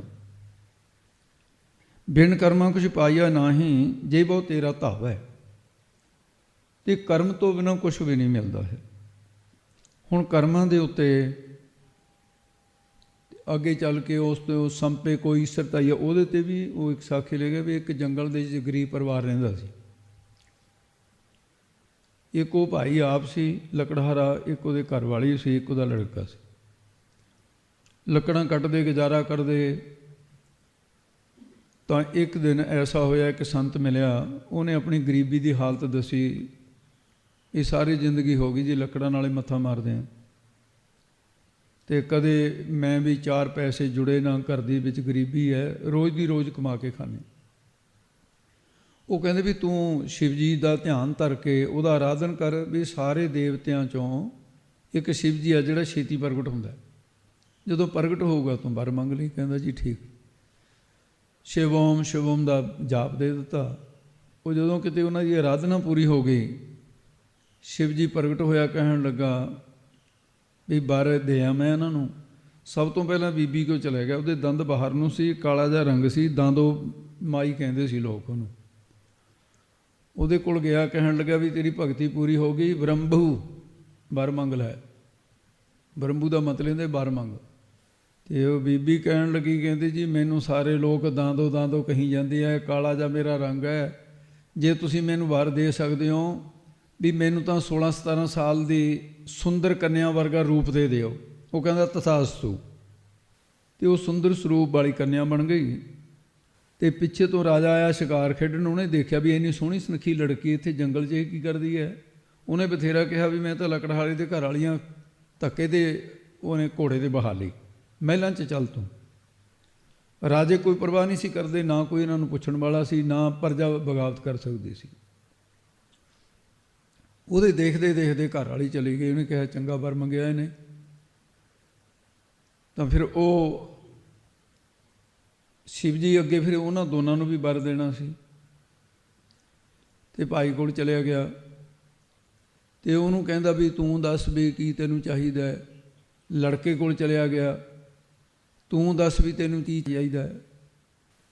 ਅਤੇ ਉਹ ਕਹਿਣ ਲੱਗਾ, ਲੜਕਾ ਕਹਿੰਦਾ ਜੀ, ਉਹਦੇ ਘਰ ਵਾਲਾ ਕਹਿਣ ਲੱਗਾ, ਕਹਿੰਦਾ ਜੀ ਇਸ ਤਰ੍ਹਾਂ ਕਰੋ, ਮੇਰੇ ਘਰ ਵਾਲੀ ਨੂੰ ਨਾ ਸੁੰਦਰ ਸਰੂਪ ਕਰਕੇ ਰਾਜਾ ਫੜ ਕੇ ਲੈ ਗਿਆ, ਵੀ ਸੂਰੀ ਦਾ ਰੂਪ ਬਣਾ ਦਿਓ ਉਹਨੂੰ। ਉਹ ਦੇਵਤਿਆਂ 'ਚ ਇਹ ਸ਼ਕਤੀਆਂ ਹੁੰਦੀਆਂ ਨੇ, ਸੂਰੀ ਦਾ ਰੂਪ ਬਣਾ ਦਿਓ। ਜਦ ਸੂਰੀ ਦਾ ਰੂਪ ਬਣਿਆ, ਰਾਜੇ ਦੇ ਪਿੱਛੇ ਬੈਠੀ ਘੁਰਘੁਰ ਲੱਗੀ ਕਰਨ। ਉਹਨੇ ਕਿਹਾ ਕਿਹੜੀ ਬਰਾਕ ਖਰੀਦ ਲਈ ਮੈਂ। ਉਹਨੇ ਮਾਰੀ ਭਗਾ ਕੇ ਹੇਠਾਂ, ਮਮਤਾ ਦੀ ਮਾਰੀ ਸੂਰੀ ਬਣੀ ਹੋਈ ਆਪਣੇ ਪੁੱਤ ਕੋਲ ਚਲੀ ਗਈ। ਉਹਨੇ ਪੁੱਤ ਨੇ ਵੀ ਇਹ ਸਿਆਣ ਲਿਆ ਵੀ ਘੋੜੇ ਤੋਂ ਡਿੱਗ ਕੇ ਹੁਣ ਇਹ ਕਲਾ ਵਰਤ ਕੇ ਵੀ ਮੰਗਿਆ ਸੀ ਵਰ, ਮੇਰੇ ਪਿਓ ਨੇ ਵਰ ਮੰਗਿਆ ਸੀ, ਅਤੇ ਇਸ ਕਰਕੇ ਉਹ ਤਾਂ ਉਹਨੂੰ ਪਤਾ ਨਹੀਂ ਸੀ ਲੱਗਣਾ। ਅਤੇ ਮਮਤਾ ਦੀ ਮਾਰੀ ਆਲੇ ਦੁਆਲੇ ਗੇੜੇ ਕੱਢੇ। ਸ਼ਿਵ ਜੀ ਕਹਿੰਦਾ ਵੀ ਤੂੰ ਵੀ ਮੰਗ ਲੈ, ਤੇਰੇ ਮਾਂ ਪਿਓ ਨੇ ਤਾਂ ਵਰ ਮੰਗ ਲਿਆ। ਕਹਿੰਦਾ ਜੀ ਮੇਰੀ ਮਾਂ ਨੂੰ ਇਹੋ ਜਿਹੀ ਕਰ ਦਿਓ ਜਿਹੇ ਜੀ ਪਹਿਲਾਂ ਸੀ। ਉਹ ਕਹਿੰਦਾ ਤਥਾਸਤੂ। ਮੁੜ ਕੇ ਉਹੀ ਜੀ। ਹੁਣ ਦੇਖੋ ਆਰਾਧਨਾ ਵੀ ਕੀਤੀ, ਕਰਮਾਂ 'ਚ ਕੁਛ ਨਹੀਂ ਸੀ। ਬਿਨ ਕਰਮਾਂ ਕੇ ਮਿਲੇ ਲਈ ਕੀ ਮਿਲੂਗਾ ਕਿਸੇ ਨੂੰ ਬਿਨਾਂ ਕਰਮਾਂ 'ਤੇ। ਉਹ ਉੱਥੇ ਦੇ ਉੱਥੇ ਹੀ ਖੜੇ ਰਹਿ ਗਏ। ਸੰਪੇ ਕੋਈ ਈਸਰ ਤੇ ਜਾਂ ਸੰਪੇ ਪੁਰਬ ਲਿਖੇ ਕੀ ਪਾਈ। ਇਹ ਕਰਮਾਂ 'ਤੇ ਇਸ ਤਰ੍ਹਾਂ ਦੀ ਵਿਚਾਰ ਕੀਤੀ। ਤੋ ਇਸ ਕਰਕੇ ਇਹੋ ਜਿਹੀਆਂ ਸਾਖੀਆਂ ਭਾਵੇਂ ਵਿੱਚੋਂ ਉਹਨਾਂ ਦਾ ਇਹ ਲੱਗੇ ਵੀ ਕਲਪਨਾ ਕੀਤੀ ਹੋਈ ਹੈ ਹੋਵੇ, ਸਿਧਾਂਤ ਦੇਖੋ ਵਿੱਚੋਂ ਜਿਹੜਾ ਨਿਕਲਿਆ ਜਾਣਾ ਉਹ ਤਾਂ ਕਲਪਨਾ ਨਹੀਂ ਹੈ। ਜਿਹੜਾ ਵਿੱਚੋਂ ਗਿਆਨ ਕੱਢਣਾ ਹੈ ਉਹ ਕਲਪਤ ਦੇ ਵਿੱਚੋਂ ਹੀ ਸਿੱਖਿਆ ਰੂਪ ਗਿਆਨ ਪ੍ਰਾਪਤ ਹੋ ਜਾਂਦਾ ਹੈ। ਇਸੇ ਤਰ੍ਹਾਂ ਇੱਕ ਵਾਰੀ ਕਹਿੰਦੇ ਵੀ ਲక్ష్ਮੀ ਦੀ ਔਰ ਕਰਮਾਂ ਦਾ ਵਿਵਾਦ ਲਿਖਿਆ ਗ੍ਰੰਥਾਂ 'ਚ। ਲక్ష్ਮੀ ਕਹਿਣ ਲੱਗੀ ਮੈਂ ਵੱਡੀ ਹਾਂ, ਕਰਮ ਕਹਿਣ ਲੱਗੇ ਕਰਮ ਦੇਵਤਾ, ਇਹਨਾਂ ਦੇ ਵੀ ਇੱਕ ਦੇਵਤਾ ਹੈ, ਉਹ ਕਹਿੰਦਾ ਮੈਂ ਵੱਡਾ। ਬਹਿਸ ਹੁੰਦੀ ਰਹੀ, ਭਗਵਾਨ ਨੇ ਕਿਸੇ ਦਾ ਪੱਖ ਨਹੀਂ ਲਿਆ। ਕਹਿੰਦੇ ਵੀ ਤੁਹਾਡਾ ਝਗੜਾ ਆਪ ਨਿਬੇੜੋ ਤੁਸੀਂ, ਮੈਂ ਕੁਛ ਨਹੀਂ। ਲక్ష్ਮੀ ਕਹਿੰਦੀ ਵੀ ਮੇਰੀਆਂ ਬਰਕਤਾਂ ਹਨ, ਮੈਂ ਇੱਕ ਕੰਗਾਲ ਨੂੰ ਬਹੁਤ ਅਮੀਰ ਬਣਾ ਸਕਦੀ ਹਾਂ। ਕਰਮ ਕਹਿੰਦਾ ਨਹੀਂ ਤੂੰ ਕੁਛ ਨਹੀਂ ਕਰ ਸਕਦੀ ਮੇਰੇ ਤੋਂ ਬਿਨਾਂ, ਜੇ ਮੈਂ ਨਾ ਹੋਵੇ ਤੂੰ ਅਮੀਰ ਬਣਾ ਹੀ ਨਹੀਂ ਸਕਦੀ। ਉਹ ਕਹਿੰਦੀ ਵੀ ਬਹਿਸ ਇਸ ਤਰ੍ਹਾਂ ਤਾਂ ਇਹਨਾਂ ਦਾ ਅੰਤ ਨਹੀਂ ਹੋਣਾ ਬਹਿਸ ਦਾ। ਵੀ ਆਪਾਂ ਇੱਕ ਕੰਮ ਕਰਦੇ ਹਾਂ ਵੀ ਇੱਕ ਕੰਗਾਲ ਚੁਣ ਲੈਂਦੇ ਹਾਂ। ਲక్ష్ਮੀ ਕਹਿੰਦੀ ਮੈਂ ਤੈਨੂੰ ਅਮੀਰ ਬਣਾ ਕੇ ਦਿਖਾ ਦੇਣੀ। ਕਹਿੰਦਾ ਦਿਖਾ। ਕਹਿਣ ਲੱਗੇ ਵੀ ਉਹ ਦੇਖ ਗਰੀਬ ਹੈ ਨਾ, ਲੱਕੜਹਾਰਾ ਲੱਕੜੀਆਂ ਕੱਟਦਾ। ਕਹਿੰਦੀ ਹਾਂ। ਕਹਿੰਦੀ ਮੈਂ ਇਹਨੂੰ ਲੱਗੀ ਅਮੀਰ ਬਣਾਉਣ। ਉਹ ਕਹਿੰਦਾ ਬਣਾ। ਕਰਮ ਦੇਵਤਾ ਕਹਿੰਦਾ। ਉਹਨੇ ਸ਼ਾਹਣੀ ਦਾ ਰੂਪ ਧਾਰਨ ਕਰਕੇ ਸ਼ਾਹੂਕਾਰਨੀ ਦਾ ਮੋਹਰਾਂ ਦੀ ਥੈਲੀ ਭਰੀ ਹੋਈ, ਉਹਨੂੰ ਕਹਿੰਦੀ ਐਵੇਂ ਲੱਕੜਾਂ ਕੱਟੀ ਜਾਂਦਾ, ਮੈਂ ਤੇਰੇ ਤੇ ਪ੍ਰਸੰਨ ਵੀ ਆ ਲੈ ਮੋਹਰਾਂ ਦੀ ਥੈਲੀ, ਕਈ ਪੁਸਤਾਂ ਤੱਕ ਮੌਜ ਕਰੇਗਾ। ਉਹ ਬੜਾ ਖੁਸ਼ ਹੋਇਆ। ਤੇ ਬੁੱਧ ਤੋਂ ਬਿਨਾਂ ਧਨ ਰਹਿੰਦਾ ਨਹੀਂ ਜੇ ਆ ਵੀ ਜਾਵੇ। ਬੁੱਧ ਵੱਡੀ ਚੀਜ਼ ਹੈ, ਅਕਲ ਚਾਹੀਦੀ ਹੈ। ਘਰ ਗਿਆ, ਘਰ ਨੂੰ ਜਿੰਦਾ ਲੱਗਿਆ। ਘਰ ਵਾਲੀ ਗੱਲਾਂ ਦੇ ਚਸਕੇ ਵਾਲੀ ਸੀ, ਜਾਂ ਘਰ ਵਾਲਾ ਚਲੇਗਾ ਗੁਆਂਢਣ ਦੇ ਜਾ ਬੈਠਣਾ, ਗੱਲਾਂ ਮਾਰੀ ਜਾਣੀਆਂ। ਜਿੰਦਾ ਲੱਗਿਆ ਦੇਖਿਆ ਤਾਂ ਉਹਨੇ ਕਿਹਾ ਵੀ ਚਲੋ ਮੈਂ ਪਹਿਲਾਂ ਘਰ ਵਾਲੀ ਨੂੰ ਬਾਅਦ 'ਚ ਲੱਭਦਾ, ਜੇ ਮੈਂ ਧਨ ਕੋਲ ਲੈ ਕੇ ਲੱਭਿਆ ਕਹੂਗਾ ਆ ਗਈ ਆ ਤੇਰੇ ਕੋਲ। ਉਹਨੇ ਭਗਾ ਕੇ ਉੱਤੇ ਦੀ ਨਾ ਕੰਧ ਦੇ ਉੱਤੇ ਦੀ ਥੈਲੀ ਹੇਠਾਂ ਸਿੱਟ ਦਿੱਤੀ ਆਪਣੇ ਮਕਾਨ ਦੇ ਵਿਹੜੇ 'ਚ। ਉਹ ਗੁਆਂਢਣ ਕਿਤੇ ਦੇਖਦੀ ਸੀ ਵੀ ਆ ਕੀ ਸਿੱਟਿਆ ਇਹਨੇ, ਬਾਹਰ ਤਾਂ ਜਿੰਦਾ ਲੱਗਿਆ। ਉਹ ਲੱਭਣ ਗਿਆ, ਉਹਨੂੰ ਦੇਰ ਲੱਗ ਗਈ। ਗੁਆਂਢਣ ਨੇ ਮਾੜੀ ਜਿਹੀ ਪੌੜੀ ਲਾਈ, ਜਾ ਕੇ ਥੈਲੀ ਚੱਕ ਕੇ ਲਿਆ ਕੇ ਆਪਣੇ ਘਰ ਰੱਖ ਲਈ। ਜਾ ਖੋਲ੍ਹਿਆ ਜਿੰਦਾ, ਕਹਿੰਦਾ ਵੀ ਮੈਂ ਤਾਂ ਥੈਲੀ ਮਿਲੀ ਸੀ ਧਨ ਦੀ, ਪਤਾ ਨਹੀਂ ਕਿੱਧਰ ਗਈ। ਉਹ ਧਨ ਤਾਂ ਗਿਆ, ਸਮਾਂ ਘਰ ਵਾਲੀ ਉਹਦੇ ਗਲ ਪੈ ਗਈ, ਕਹਿੰਦੀ ਤੂੰ ਮੂਰਖ ਹੈ, ਮਸਾਂ ਮਸਾਂ ਧਨ ਮਿਲਿਆ ਸੀ, ਤੈਨੂੰ ਪਤਾ ਨਹੀਂ ਲੱਗਿਆ ਵੀ ਐਂ ਕੰਧਾਂ 'ਚ ਸਿੱਟੀ ਦਾ ਹੁੰਦਾ, ਤੂੰ ਕੋਲ ਰੱਖਣਾ ਸੀ। ਕਰਮ ਦੇਵਤਾ ਕਹਿੰਦਾ ਲక్ష్ਮੀ ਨੂੰ, ਕਹਿੰਦਾ ਦੱਸੋ ਜੀ ਹੁਣ ਬਣਾ ਲਿਆ ਵੀਰ ਤੁਸੀਂ ਮੇਰੇ ਤੋਂ ਬਿਨਾਂ? ਉਹ ਕਹਿੰਦੀ ਕੋਈ ਗੱਲ ਨਹੀਂ, ਇੱਕ ਮੌਕਾ ਮੈਨੂੰ ਹੋਰ ਦੇ। ਤੇ ਲక్ష్ਮੀ ਨੇ ਕੀ ਕੀਤਾ, ਤੇ ਉਹਨੂੰ ਕਹਿਣ ਲੱਗੀ, ਜਾ ਕੇ ਮਿਲੀ, ਕਹਿੰਦੀ ਉਹ ਤੈਨੂੰ ਕੱਲ੍ਹ ਮੈਂ ਥੈਲੀ ਦਿੱਤੀ ਸੀ ਮੋਹਰਾਂ ਦੀ। ਉਹ ਕਹਿੰਦਾ ਜੀ ਉਹ ਤਾਂ ਆਹ ਪਾਣਾ ਵਰਤ ਗਿਆ, ਪਤਾ ਹੀ ਨਹੀਂ ਕੋਈ ਕੌਣ ਚੱਕ ਲੈ ਗਿਆ। ਕਹਿੰਦੀ ਮੂਰਖ ਨਾ ਹੋਵੇ ਐਂ ਸਿਟੀ ਦਾ। ਕਹਿੰਦੇ ਚੰਗਾ ਐਂ ਕਰ, ਤੈਨੂੰ 9 ਲੱਖ ਦਾ ਹਾਰ ਦਿੰਨੀ ਆ, ਤੇਰੀਆਂ 7 ਪੁਸਤਾਂ ਤੋਂ ਨਹੀਂ ਧਨ ਮੁੱਕਣਾ। ਕਹਿੰਦਾ ਜੀ ਠੀਕ ਹੈ, ਬੜਾ ਖੁਸ਼ ਹੋਇਆ। ਕਹਿੰਦੀ ਪਰ ਹੁਣ ਧਿਆਨ ਰੱਖੀ। ਕਹਿੰਦਾ ਪੂਰਾ ਹੀ ਰੱਖੂੰਗਾ ਧਿਆਨ। ਹੁਣ ਤਾਂ ਉਹਨੇ ਜਿਹੜਾ ਹਾਰ ਸੀ ਉਹ ਸਿਰ ਦੇ ਉੱਤੇ ਬੰਨ ਲਿਆ ਇਸ ਤਰ੍ਹਾਂ ਚੰਗੀ ਤਰ੍ਹਾਂ ਘੁੱਟ ਕੇ। ਕਹਿੰਦਾ ਵੀ ਪਰੇ ਹੀ ਨਹੀਂ ਕਰਨਾ, ਘਰ ਜਾ ਕੇ ਹੀ ਲਾਹੂੰਗਾ। ਗਰਮੀ ਪੈਂਦੀ ਸੀ ਬਹੁਤ, ਕਰਮ ਨੇ ਪ੍ਰੇਰਤਾ। ਕਹਿੰਦਾ ਵੀ ਗਰਮੀ ਬਹੁਤ ਪੈਂਦੀ ਹੈ, ਵੀ ਇੱਥੇ ਕਿਹੜਾ ਕੋਈ ਆਲੇ ਦੁਆਲੇ ਹੈਗਾ। ਪੱਗ ਲਾ ਕੇ ਕਿਨਾਰੇ 'ਤੇ ਰੱਖ ਦਿੱਤੀ, ਅਤੇ ਪੱਗ ਕੰਨੀ ਦੇਖੀ ਜਾਂਦਾ, ਅਤੇ ਨਹਾਉਣ ਲੱਗ ਗਿਆ ਵੀ ਮੈਂ ਥੋੜ੍ਹਾ ਜਿਹਾ ਗਰਮੀ ਠੀਕ ਕਰ ਲਾਂ। ਇੱਲ ਨੇ ਦੇਖਿਆ ਵੀ ਕੋਈ ਖਾਣ ਵਾਲੀ ਚੀਜ਼ ਲੱਗਦੀ ਆ ਪੱਗ ਦੇ ਉੱਤੇ। ਇੱਲ ਨੇ ਇੱਕੋ ਹੀ ਝਪਟ ਮਾਰੀ, ਪੱਗ ਸਮੇਤ ਹੀ ਚੱਕ ਕੇ ਲੈ ਗਈ ਹਾਰ, ਅਤੇ ਪੱਗ ਲਹਾ ਕੇ ਘਰ ਨੂੰ ਆਇਆ। ਉਹਦੀ ਗਰੀਬ ਦੀ ਪੱਗ ਵੀ ਗਈ ਅਤੇ 9 ਲੱਖਾ ਹਾਰ ਵੀ ਗਿਆ। ਕਰਮ ਦੇਵਤਾ ਕਹਿੰਦਾ ਲక్ష్ਮੀ ਨੂੰ, ਕਹਿੰਦਾ ਹੁਣ ਦੱਸ, ਉਹਦੀ ਤਾਂ ਪੱਗ ਵੀ ਗਈ ਵਿਚਾਰੇ ਦੀ, ਤੇਰਾ 9 ਲੱਖਾ ਹਾਰ ਤਾਂ ਜਾਣਾ ਹੀ ਜਾਣਾ ਸੀ। ਉਹ ਕਹਿੰਦੇ ਵੀ ਚੰਗਾ ਹੁਣ ਤੂੰ ਐਂ ਕਰ ਕਰਮ ਦੇਵਤਾ, ਵੀ ਇੱਕ ਵਾਰੀ ਮੈਂ ਹੋਰ ਇਹਨੂੰ ਅਮੀਰ ਬਣਾਉਣ ਵਾਸਤੇ ਫਿਰ ਮੈਂ ਹਾਰ ਮੰਨ ਲਊਂ, ਇੱਕ ਮੌਕਾ। ਕਹਿੰਦੇ ਠੀਕ। ਉਹ ਫੇਰ ਮਿਲੀ, ਕਹਿਣ ਲੱਗੀ ਤੂੰ ਪੱਗ ਵੀ ਗਵਾ ਬੈਠਾ। ਕਹਿੰਦਾ ਜੀ ਮੈਂ ਕੀ ਕਰਾਂ, ਇੱਲ ਲੈ ਗਈ ਚੱਕ ਕੇ। ਕਹਿੰਦੇ ਚੰਗਾ ਫਿਰ ਐਂ ਕਰ, ਮੈਂ ਤੈਨੂੰ ਹੁਣ ਇੱਕ ਲਾਲ ਦੇਣੀ ਹੈ। ਇਹ ਲਾਲ ਬਾਦਸ਼ਾਹ ਦੇ ਵੱਡੇ ਵੱਡੇ ਖਜ਼ਾਨਿਆਂ ਦੇ ਵਿੱਚ ਵੀ ਨਹੀਂ, ਤੂੰ ਸਾਂਭ ਕੇ ਰੱਖੀ। ਕਹਿੰਦਾ ਜੀ ਮੈਂ ਸਾਂਭ ਕੇ ਰੱਖੂ। ਲਾਲ ਦੇ ਦਿੱਤਾ ਉਹਨੇ, ਇਸ ਤਰ੍ਹਾਂ ਬਾਹਰਲੀ ਜੇਬ 'ਚ ਪਾ ਲਿਆ। ਅਤੇ ਆਉਣ ਲੱਗਾ, ਬਹੁਤ ਪਿਆਸ ਲੱਗੀ। ਕਹਿੰਦਾ ਵੀ ਹੁਣ ਲਾਲ ਤਾਂ ਨਹੀਂ ਜਾਣ ਦੇਣਾ। ਉਹ ਮੱਤ ਮਾਰੀ ਗਈ, ਜਦੋਂ ਪਾਣੀ ਪੀਣ ਲੱਗਾ ਕੋਡਾ ਜਿਹਾ ਹੋਇਆ, ਜੇਬ ਦੇ 'ਚੋਂ ਪਾਣੀ ਦੇ ਵਿੱਚ ਡਿੱਗ ਪਿਆ। ਬਥੇਰੇ ਹੱਥ ਹੁੱਥ ਮਾਰੇ, ਕਿਤੇ ਮੱਛੀ ਸੀ, ਮੱਛੀ ਨੇ ਨਿਗਲ ਲਿਆ, ਖਾਣ ਵਾਲੀ ਚੀਜ਼ ਸਮਝ ਕੇ, ਅਤੇ ਵਾਪਸ ਆ ਗਿਆ। ਅਤੇ ਕਰਮ ਦੇਵਤਾ ਕਹਿੰਦਾ ਵੀ ਹੁਣ ਕੁਝ ਹੋਰ ਕਰਕੇ ਦੇਖਣਾ। ਉਹ ਕਹਿੰਦੀ ਨਹੀਂ ਜੀ ਹੁਣ ਮੈਂ ਤਾਂ ਹਾਰ ਮੰਨਦੀ ਹਾਂ। ਕਹਿੰਦਾ ਫਿਰ ਹੁਣ ਮੈਂ ਦਿਖਾਵਾਂ ਚਮਤਕਾਰ ਆਪਣਾ। ਕਰਮ ਦੇਵਤਾ ਕਹਿੰਦੀ ਤੂੰ, ਕਹਿੰਦਾ ਇਸੇ ਨੂੰ ਅਮੀਰ ਕਰਕੇ ਦਿਖਾ ਦੇਣਾ। ਕਹਿੰਦੇ ਜੀ ਦਿਖਾਓ। ਉਹਨੇ 4 ਪੈਸੇ ਤਾਂਬੇ ਦੇ ਕੇ, ਕਹਿੰਦਾ ਦੇਖ ਲੈ ਵੀ ਚਾਂਦੀ ਦੇ ਰੁਪਈਏ ਨਹੀਂ, ਸੋਨੇ ਦੀਆਂ ਮੋਹਰਾਂ ਨਹੀਂ, ਹੀਰਾ ਨਹੀਂ, ਕੁਛ ਨਹੀਂ ਹੈ। 4 ਪੈਸੇ ਨੂੰ ਦੇਖ ਕੇ ਕਹਿਣ ਲੱਗਾ ਲੈ ਭਾਈ ਤੂੰ ਗਰੀਬ ਬੰਦਾ ਹੈ, ਇਹਦਾ ਕੁਝ ਖਾ ਖੂ ਲਈ, ਸਵੇਰ ਦਾ ਭੁੱਖਾ ਹੈ। ਕਹਿੰਦਾ ਹਾਂ ਜੀ ਬੜੀ ਭੁੱਖ ਲੱਗੀ। ਕਹਿੰਦਾ ਖਾ ਲਿਆ ਇਹਦਾ ਕੁਝ। ਇਹ ਬੰਦਾ ਸੀ ਮਾਸਾਹਾਰੀ, ਮਾਸ ਮੂਸ ਖਾ ਲੈਂਦਾ ਸੀ। ਇਹਨੇ ਕਿਹਾ ਵੀ ਐਂ ਕਰੋ ਵੀ ਕਾਫੀ ਦੇਰ ਹੋ ਗਏ ਕਦੇ ਹੁਣ ਮਾਸ ਮੂਸ ਨਹੀਂ ਖਾਧਾ, ਵੀ ਹੁਣ ਅੱਜ ਮਛੇਰੇ ਕੋਲ ਚਲਿਆ ਗਿਆ ਜਾ ਕੇ। ਕਹਿੰਦਾ ਵੀ ਆਹ 4 ਪੈਸੇ ਦੀ ਮੱਛੀ ਦੇ ਦੇ। ਉਹ ਮੱਛੀ ਉਹਨੇ ਦੇ ਦਿੱਤੀ, 4 ਪੈਸੇ ਰੱਖ ਲਏ। ਉਹ ਲక్ష్ਮੀ ਕਹਿੰਦੀ ਵੀ ਮੱਛੀ ਦੇ ਨਾਲ ਅਮੀਰ ਬਣੂਗਾ। ਕਹਿੰਦਾ ਦੇਖੀ ਚੱਲੋ ਤੁਸੀਂ ਅਮੀਰ ਕਿਵੇਂ ਬਣਦਾ, ਤੁਹਾਡੇ ਸਾਹਮਣੇ ਬਣਨਾ, ਪਰ ਪੈਸੇ 4 ਹੀ ਦਿੱਤੇ ਨੇ, ਹੋਰ ਮੈਂ ਕੁਝ ਨਹੀਂ ਦੇਣਾ, ਬਾਕੀ ਪ੍ਰੇਰਨਾ। ਕਹਿੰਦੇ ਠੀਕ ਹੈ। ਉਹ ਮੱਛੀ ਲਿਜਾ ਕੇ ਘਰ ਵਾਲੇ ਨੂੰ ਕਹਿੰਦਾ ਵੀ ਐਂ ਕਰ ਵੀ ਚਲੋ ਵੀ ਖਾਣੇ ਦੇ ਵਿੱਚ ਆ ਬਣਨੀ ਹੈ, ਤੂੰ ਸਾਫ਼ ਸੁਫ ਕਰ, ਇਹਨੂੰ ਕਰ, ਠੀਕ ਹੈ। ਤੇ ਉਹ ਜਿਸ ਵੇਲੇ ਲੱਗੀ ਉਹਨੂੰ ਸਾਫ਼ ਕਰਨ, ਜਦੋਂ ਚੀਰਿਆ ਉਹਨੂੰ ਜਿਵੇਂ ਕਰੇਲਾ ਚੀਰਦਾ ਹੈ, ਉਹਦੇ 'ਚੋਂ ਨਿਕਲਿਆ ਆ ਉਹੀ ਲਾਲ ਜਿਹੜਾ ਉਹਦੀ ਜੇਬ 'ਚੋਂ ਡਿੱਗਿਆ ਸੀ। ਖੁਸ਼ੀ ਦੇ 'ਚ ਕਹਿੰਦੇ ਵੀ ਲੱਭ ਗਈ ਵੀ ਗਈ ਹੋਈ ਚੀਜ਼ ਲੱਭ ਗਈ। ਜਦ ਗਵਾਂਢੀ ਨੇ ਸੁਣਿਆ, ਗਵਾਂਢਣ ਨੇ ਵੀ ਹੁਣ ਤਾਂ ਪੁਲਿਸ ਆਊਗੀ, ਉਹ ਕਹਿੰਦੀ ਵੀ ਚੱਲ ਮੈਂ ਹੁਣ ਬਣਾਉਣੀ ਆ ਵੀ ਆਹ ਤਾਂ ਲੱਭੇਗੀ, ਵੀ ਤੂੰ ਹੁਣ ਲੱਕੜਾਂ ਲਿਆ ਕੇ ਫਿਰ ਇਹ ਮੱਛੀ ਬਣਾਵਾਂਗੇ। ਉਹ ਗਵਾਂਢ ਨੇ ਸੋਚਿਆ ਵੀ ਇਹ ਤਾਂ ਗਿਆ ਹੁਣ ਪੁਲਿਸ ਲੈਣ, ਪੁਲਿਸ ਦੇ ਆਉਣ ਤੋਂ ਪਹਿਲਾਂ ਮੁੱਦਾ ਗਾਇਬ ਕਰਦਾ। ਉਹਨੇ ਥੈਲੀ ਮਾਰੀ ਭਗਾ ਕੇ ਉਹਨਾਂ ਦੇ ਘਰ, ਤੇ ਉਹ ਮਾਇਆ ਵੀ ਆ ਗਈ। ਉਹ ਲੱਕੜਾਂ ਲੈਣ ਵਾਸਤੇ ਜਦੋਂ ਗਿਆ, ਦਰਖਤ ਦੇ ਉੱਤੇ ਚੜਿਆ, ਇੱਲ ਦੇ ਆਲਣੇ ਵਿੱਚ 9 ਲੱਖਾ ਹਾਰ ਪਿਆ, ਕਰਮਾਂ ਨੇ ਪ੍ਰੇਰਤਾ, ਤੇ ਉਹ ਹਾਰ ਵੀ ਮਿਲ ਗਿਆ, ਲਾਲ ਵੀ ਮਿਲ ਗਿਆ, ਮੋਹਰਾਂ ਵੀ ਮਿਲ ਗਈਆਂ। ਬਿਨ ਕਰਮਾਂ ਕੇ ਮਿਲੇ ਲਈ, ਬਿਨਾਂ ਕਰਮਾਂ ਤੋਂ ਕਿਸੇ ਨੂੰ ਕੁਛ ਨਹੀਂ ਮਿਲਦਾ। ਇਸ ਕਰਕੇ ਮਹਾਰਾਜ ਸਾਹਿਬ ਜੀ ਨੇ ਕਿਹਾ ਬਿਨ ਕਰਮਾਂ ਕੇ ਮਿਲੇ ਲਈ, ਕਿਸੇ ਨੂੰ ਕੁਛ ਵੀ ਨਹੀਂ ਮਿਲਦਾ ਹੈ, ਕਰਮਾਂ ਦੇ ਅਨੁਸਾਰ ਹੀ ਮਿਲਦਾ ਜਿਹੜਾ ਕੁਝ ਮਿਲਦਾ। ਬਿਨ ਕਰਮਾਂ ਕੇ ਲਈ ਇਸ ਤਰ੍ਹਾਂ ਜਿਹੜਾ ਪਾਠ ਬਦਲ ਕੇ ਕਰਦੇ ਆ, ਉਹ ਨਹੀਂ, ਇਹੀ ਪਾਠ ਰੱਖਣਾ ਜਿਹੜਾ ਬਿਨ ਕਰਮਾਂ ਕੇ ਮਿਲੇ ਲਈ।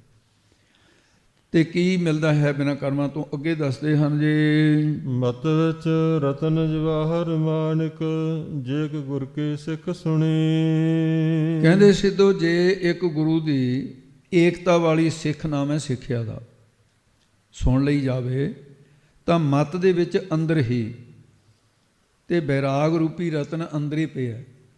ਬੈਰਾਗ ਮਤ ਦੇ ਵਿੱਚ ਹੀ ਹੋਣਾ, ਬੁੱਧ ਦੇ ਵਿੱਚ ਹੀ ਹੋਣਾ। ਤੇ ਗਿਆਨ ਰੂਪੀ ਜਵਾਹਰ, ਸਰਬਨ ਮੰਨਣ ਰੂਪੀ ਮਾਨਕ, ਇਹ ਗੁਰੂ ਦੀ ਸਿੱਖਿਆ ਮੰਨਣ ਤੋਂ, ਪ੍ਰਾਪਤ ਹੋਣ ਤੋਂ। ਜੇ ਇੱਕ ਗੁਰੂ ਕੀ ਸਿੱਖ ਸੁਣੀ, ਜੇ ਸਿੱਖਿਆ ਸੁਣੂਗੀ ਤਾਂ ਹੀ ਬੈਰਾਗ ਹੋਊ, ਤਾਂ ਹੀ ਗਿਆਨ ਹੋਊਗਾ, ਤਾਂ ਹੀ ਸਰਬਨ ਮੰਨਣ ਅਧਿਆਸਨ ਹੋਊਗਾ। ਅੰਤਰ ਰਤਨ ਜਵੇਹਰ ਮਾਨਕ, ਗੁਰ ਕਿਰਪਾ ਤੇ ਲੀਜੈ। ਜਾਂ ਫਿਰ ਕੋ ਗੁਰ ਉਪਦੇਸ਼ ਜਵਾਹਰ ਮਾਨਕ, ਸੇਵੇ ਸਿੱਖ ਜੋ ਖੋਜਲ ਹੈ, ਉਹਨਾਂ ਨੂੰ ਪ੍ਰਾਪਤ ਹੋ ਜਾਂਦੇ ਨੇ। ਤੇ ਜੇ ਗੁਰੂ ਦੀ ਸਿੱਖਿਆ ਸੁਣੂਗਾ, ਇਹ ਪਦਾਰਥ ਉਸ ਨੂੰ ਪ੍ਰਾਪਤ ਹੋ ਜਾਣਗੇ। ਸਰਵ ਮੰਨਣ ਅਧਿਆਸਨ ਜਿਹੜੇ ਕਹੇ ਹੈ, ਇਹਨਾਂ ਦੀ ਪ੍ਰਾਪਤੀ ਹੋ ਜਾਂਦੀ ਹੈ। ਜੋ ਇਹਨਾਂ ਨੂੰ ਇੱਕ ਗੁਰੂ ਦੀ ਸਿੱਖਿਆ ਸੁਣੀ ਹੈ, ਜਿਨ੍ਹਾਂ ਨੇ ਸੁਣ ਕੇ ਮਤ ਬੁੱਧੀ 'ਚ ਧਾਰਨ ਕੀਤੀ ਹੈ, ਉਹਨਾਂ ਨੂੰ ਸੁਤੇ ਹੀ ਰਤਨ ਜਵਾਹਰ ਮਾਨਕ ਆਦਿ ਇਹੋ ਜਿਹੀਆਂ ਕੀਮਤੀ ਵਸਤੂਆਂ ਵੀ ਗੁਰੂ ਦੇ ਬਚਨ ਮੰਨਣ ਵਾਲਿਆਂ ਨੂੰ ਪ੍ਰਾਪਤ ਹੋ ਜਾਂਦੀਆਂ। ਉਹ ਕਿਸ ਤਰ੍ਹਾਂ ਹੈ? ਗੁਰੂ ਨਾਨਕ ਸਾਹਿਬ ਮਹਾਰਾਜ ਲੰਮਾ ਉਦਾਸੀਆਂ ਦੇ ਵਿੱਚ 4 ਉਦਾਸੀਆਂ ਮਹਾਰਾਜ ਦੀਆਂ ਹੋਈਆਂ। ਇੱਕ ਉਦਾਸੀ ਵੇਲੇ ਕਿਤੇ ਮਹਾਰਾਜ ਵਾਪਸ ਆਏ ਰਾਏ ਪਹੁੰਚ ਦੀ ਤਲਵੰਡੀ। ਭਾਈ ਬਾਲੇ ਦੇ ਪਿਤਾ ਦਾ ਨਾਂ ਹੈ ਚੰਦਰਭਾਨ। ਚੰਦਰਭਾਨ ਦੇ ਖੂਹ ਦੇ ਉੱਤੇ ਮਹਾਰਾਜ ਬੈਠ ਕੇ ਸੁਭਾਏ ਸੀ। ਕਹਿੰਦੇ ਮਰਦਾਨਿਆਂ ਵੀ ਤੂੰ ਜਾ ਘਰਦਿਆਂ ਨੂੰ ਮਿਲਿਆ, ਵੀ ਮੋਹ 'ਚ ਨਾ ਫਸ ਜਾਈਂ, ਵੀ ਬਹੁਤ ਕਾਰਜ ਜੇ ਕਰਨੇ ਨਾ ਪੈਣੇ ਸੰਸਾਰ ਦੇ, ਵੀ ਤੂੰ ਜਲਦੀ ਮੁੜੇਂਗੀ। ਮਰਦਾਨਾ ਨਿਮੋ ਝੂਣਾ ਜਿਹਾ ਹੋਇਆ ਖੜਾ ਹੈ। ਮਾਰੇ ਕਹਿੰਦੇ ਜਾਂਦਾ ਨਹੀਂ ਹੈ, ਵੀ ਚੁੱਪ ਕਰਿਆ ਖੜਾ ਹੈ, ਵੀ ਤੂੰ ਜਾ। ਕਹਿੰਦਾ ਗਰੀਬ ਨਵਾਜ਼ ਵੀ ਖਾਲੀ ਜਾਵਾਂ ਕਿਵੇਂ ਘਰ ਵਾਲੀ ਦਾ ਲੜਨ ਦਾ ਸੁਭਾਅ ਹੈ, ਤੇ ਨਿਆਣੇ ਆਲੇ ਦੁਆਲੇ ਹੋ ਜਾਣਗੇ ਵੀ ਕੀ ਲੈ ਕੇ ਆਇਆ। ਕੋਈ ਖਾਣ ਨੂੰ ਇਹ ਪਦਾਰਥ ਹੀ ਹੁੰਦਾ, ਕੋਈ ਪੱਲੇ ਤਾਂ ਹੁੰਦਾ ਮੇਰੇ ਕੁਛ।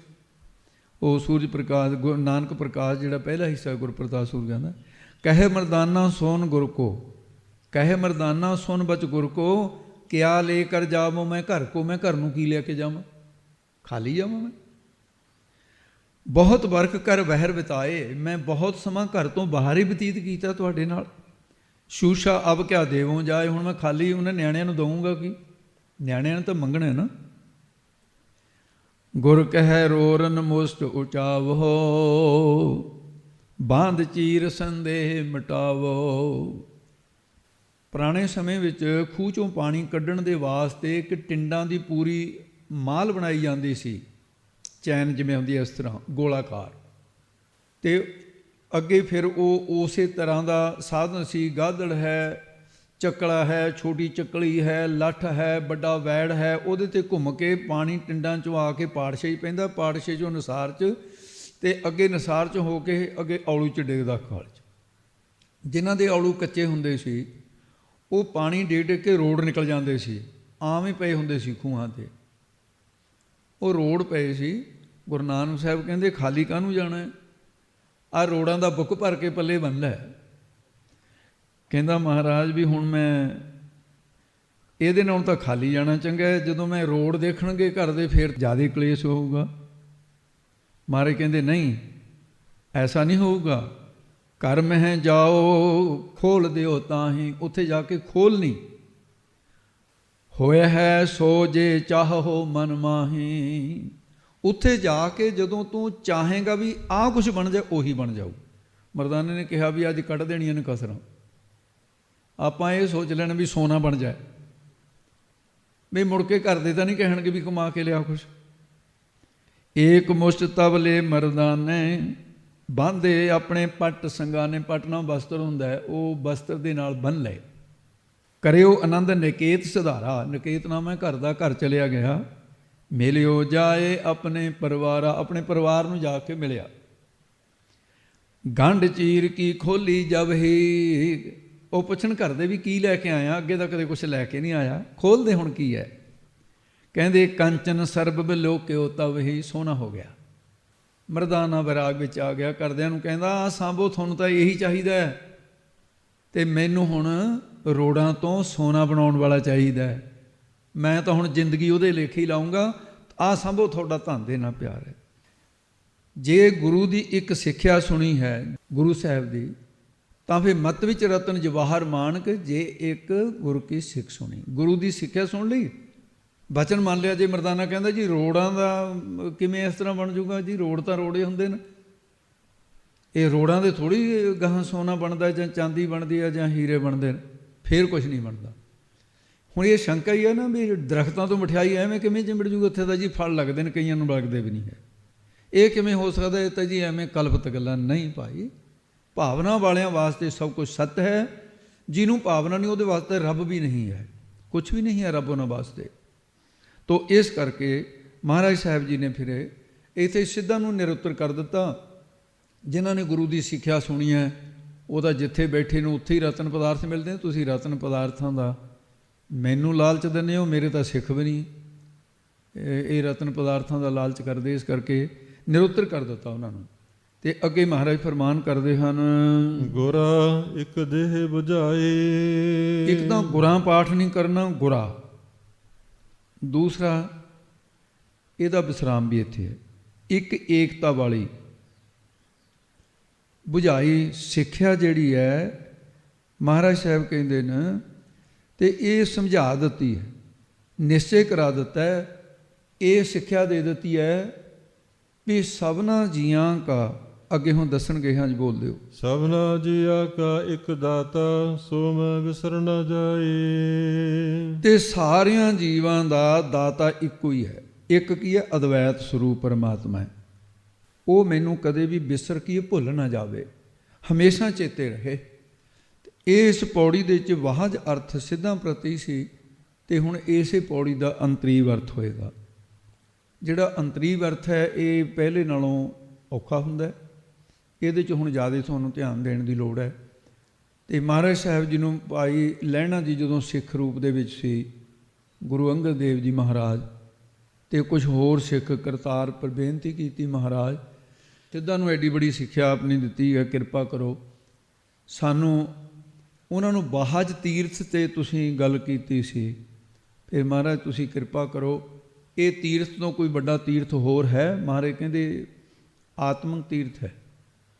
ਕਹਿੰਦੇ ਫਿਰ ਮਹਾਰਾਜ ਆਤਮਿਕ ਤੀਰਥ ਦਾ ਇਸ਼ਨਾਨ ਕਰਾ ਦਿਓ, ਕਿਵੇਂ ਕਰੀਦਾ, ਕਿਵੇਂ ਉਹ ਤੀਰਥ ਨੂੰ ਪ੍ਰਾਪਤ ਕਰੀਦਾ, ਕੀ ਉਹਦਾ ਮਹਾਤਮ ਹੈ ਅੰਤਰੀਵ ਤੀਰਥ ਦਾ। ਫਿਰ ਮਹਾਰਾਜ ਸਾਹਿਬ ਸਿੱਖਾਂ ਪ੍ਰਤੀ ਇਹ ਸ਼ਬਦ ਉਚਾਰਨ ਕਰਦੇ ਨੇ, ਸੁਣੋ ਜੀ। ਤੀਰਥ ਨਹਾਵਾ ਜਿਤ ਸੁਭਾਵਾ, ਵਿਣ ਭਾਣੇ ਕੇ ਨਹਾਏ ਕਰੇ। ਕਹਿਣ ਲੱਗੇ, ਹੇ ਗੁਰਸਿੱਖੋ, ਜੋ ਆਤਮਾ ਰੂਪੀ ਤੀਰਥ ਹੈ, ਉਸ ਵਿੱਚ ਨਹਾਵਾਂ ਇਸ਼ਨਾਨ ਕਰਨ ਦਾ ਮਹਾਤਮ ਤਾਂ ਪ੍ਰਾਪਤ ਹੋਊਗਾ, ਸਫਲਤਾ ਤਾਂ ਮਿਲੇਗੀ, ਜੇਕਰ ਉਸ ਪਰਮਾਤਮਾ ਵਿੱਚ ਭਾਵਨਾ ਹੋਏਗੀ, ਸ਼ਰਧਾ ਹੋਏਗੀ, ਉਸ ਵਾਹਿਗੁਰੂ ਦੇ ਭਾਣੇ ਕੀ ਰਜਾ ਵਿੱਚ ਚੱਲੋਗੇ, ਉਹਦੇ ਹੁਕਮ ਵਿੱਚ ਚੱਲੋਗੇ।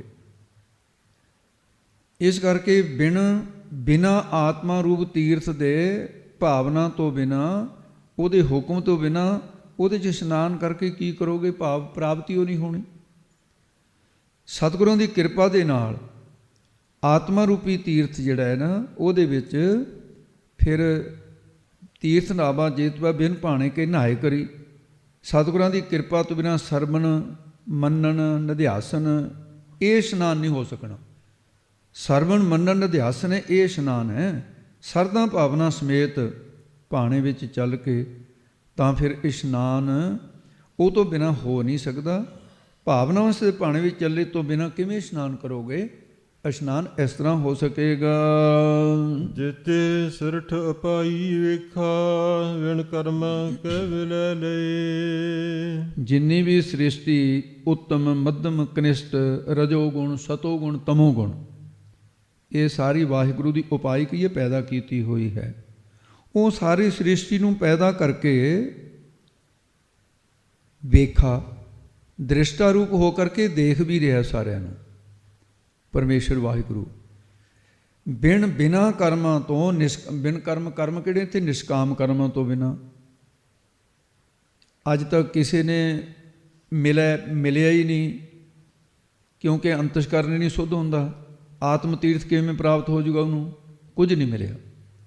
ਤੋ ਇਸ ਕਰਕੇ ਇਹ ਜਿਹੜਾ ਪਾਠ ਉਹ ਕਹਿੰਦੇ ਕਿਵੇਂ ਲੈ ਲਈ, ਐਂ ਪਾਠ ਕਿਤੇ ਪੁਰਾਣਾ ਕਰ ਲੈਂਦੇ, ਹੁਣ ਵੀ ਕਈ ਬਦਲਦੇ ਆ, ਕਿਵੇਂ ਲੈ ਲਈ ਮਮਾ ਇੱਧਰ ਲਾ ਦੇਣਾ।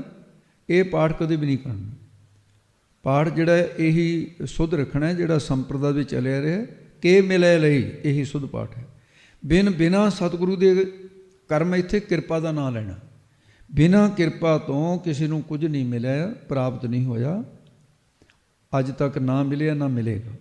ਇਸ ਕਰਕੇ ਸਤਿਗੁਰੂ ਜੀ ਦੀ ਕਿਰਪਾ ਦੇ ਪਾਤਰ ਬਣਨਾ ਚਾਹੀਦਾ। ਅਤੇ ਜੈਸਾ ਗੁਰਬਾਣੀ ਚਾਹੁੰਦਾ, ਸਤਿਗੁਰ ਹੋਏ ਦਇਆਲ ਤਨ ਸਰਦਾ ਪੂਰੀ ਹੈ।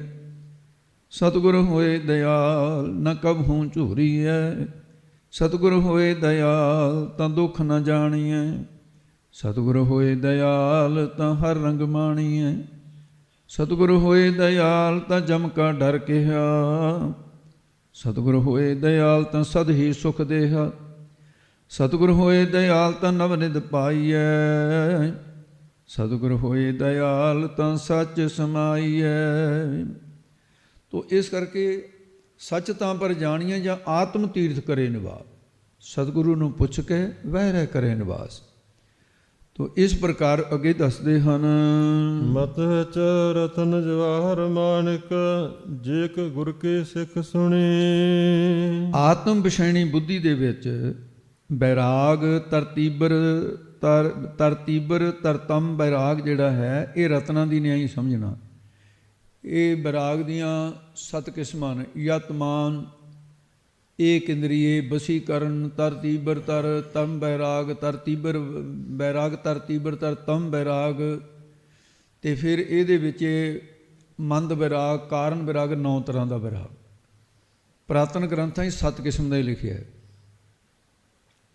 ਅਤੇ ਪਰ ਮਹਾਂਪੁਰਖਾਂ ਨੇ ਆਪਣੇ ਅਨੁਭਵ ਦੁਆਰਾ, ਸੰਤ ਗਿਆਨੀ ਗੁਰਬਚਨ ਸਿੰਘ ਜੀ ਨੇ, ਸੰਤ ਗਿਆਨੀ ਸੁੰਦਰ ਸਿੰਘ ਜੀ ਨੇ, ਵੀ ਜਿੱਥੇ ਵੀ ਰਤਨਾਂ ਦਾ ਪ੍ਰਮਾਣ ਆਉਂਦਾ ਹੈ ਉੱਥੇ ਨਵਰਤਨ ਹੁੰਦੇ, 9 ਹੁੰਦੇ ਨੇ ਰਤਨ। ਵੀ ਬੈਰਾਗ ਨੂੰ ਕਹਿੰਦੇ ਤਾਂ ਰਤਨ ਹੀ ਤੁਰਾਂ, ਪਰ ਫਿਰ ਘਟ ਜਾਂਦੇ ਨੇ, 7 ਹੀ ਹੋਏ, 2 ਹੋਰ ਚਾਹੀਦੇ।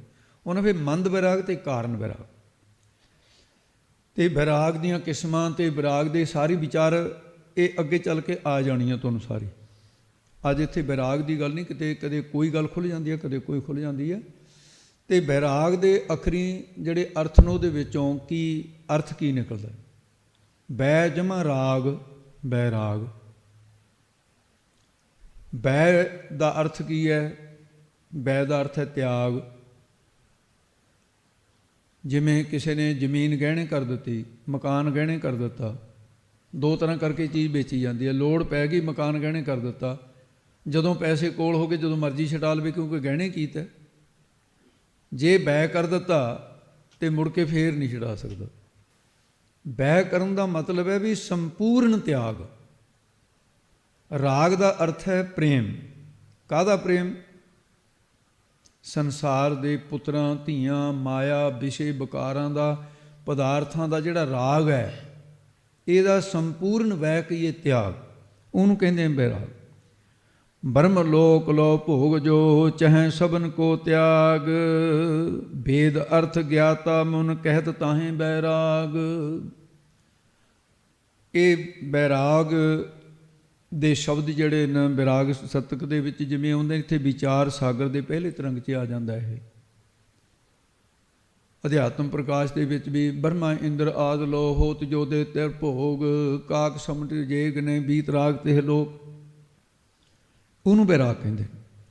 ਤੋ ਇਸ ਕਰਕੇ ਬੁੱਧੀ ਦੇ ਵਿੱਚ ਜਿਹੜਾ ਬੈਰਾਗ ਹੈ ਇਹ ਰਤਨਾਂ ਦੀ ਨਿਆਈ ਹੈ। ਰਤਨ ਕਿਸ ਨੂੰ ਕਹਿੰਦੇ ਨੇ? ਰਤ ਜਮਾ ਨਾ, ਰਤਨਾਮ ਪ੍ਰੀਤੀ ਦਾ ਹੈ। ਜਿਹਨੂੰ ਦੇਖ ਕੇ ਹੋਰ ਕਿਸੇ ਪਦਾਰਥ 'ਚ ਪ੍ਰੀਤੀ ਨਾ ਰਹੇ ਉਹਨੂੰ ਕਹਿੰਦੇ ਰਤਨ। ਇੰਨਾ ਖਿੱਚ ਲਵੇ ਗਾਹਕ ਨੂੰ ਆਪਣੇ ਵੱਲ, ਬੈਰਾਗ ਖਿੱਚਦਾ। ਬੈਰਾਗ ਖਿੱਚ ਕੇ ਪ੍ਰਮਾਤਮਾ ਦੇ ਦਰ ਲੜ ਲਾ ਦਿੰਦਾ ਹੈ, ਪਦਾਰਥਾਂ ਦੀ ਪ੍ਰੀਤੀ ਖਤਮ ਹੋ ਜਾਂਦੀ ਹੈ। ਤੋ ਇਸ ਕਰਕੇ ਫਿਰ ਇਹ ਰਤਨ ਦੀ ਬਾਤ ਹੈ। ਮਤ ਵਿੱਚ ਰਤਨ ਜਵਾਹਰ, ਜਵਾਹਰ ਕਹਿੰਦੇ ਨੇ ਜਿਹੜਾ ਆਪਣਾ ਜਲਵਾ ਦਿਖਾ ਕੇ, ਜੌਹਰ ਦਿਖਾ ਕੇ ਗਾਹਕ ਦੇ ਚਿੱਤ ਨੂੰ ਆਪਣੇ ਵੱਲ ਜੋੜ ਲਵੇ ਤੇ ਉਹਨੂੰ ਜਵਾਹਰ ਕਹਿੰਦੇ ਨੇ।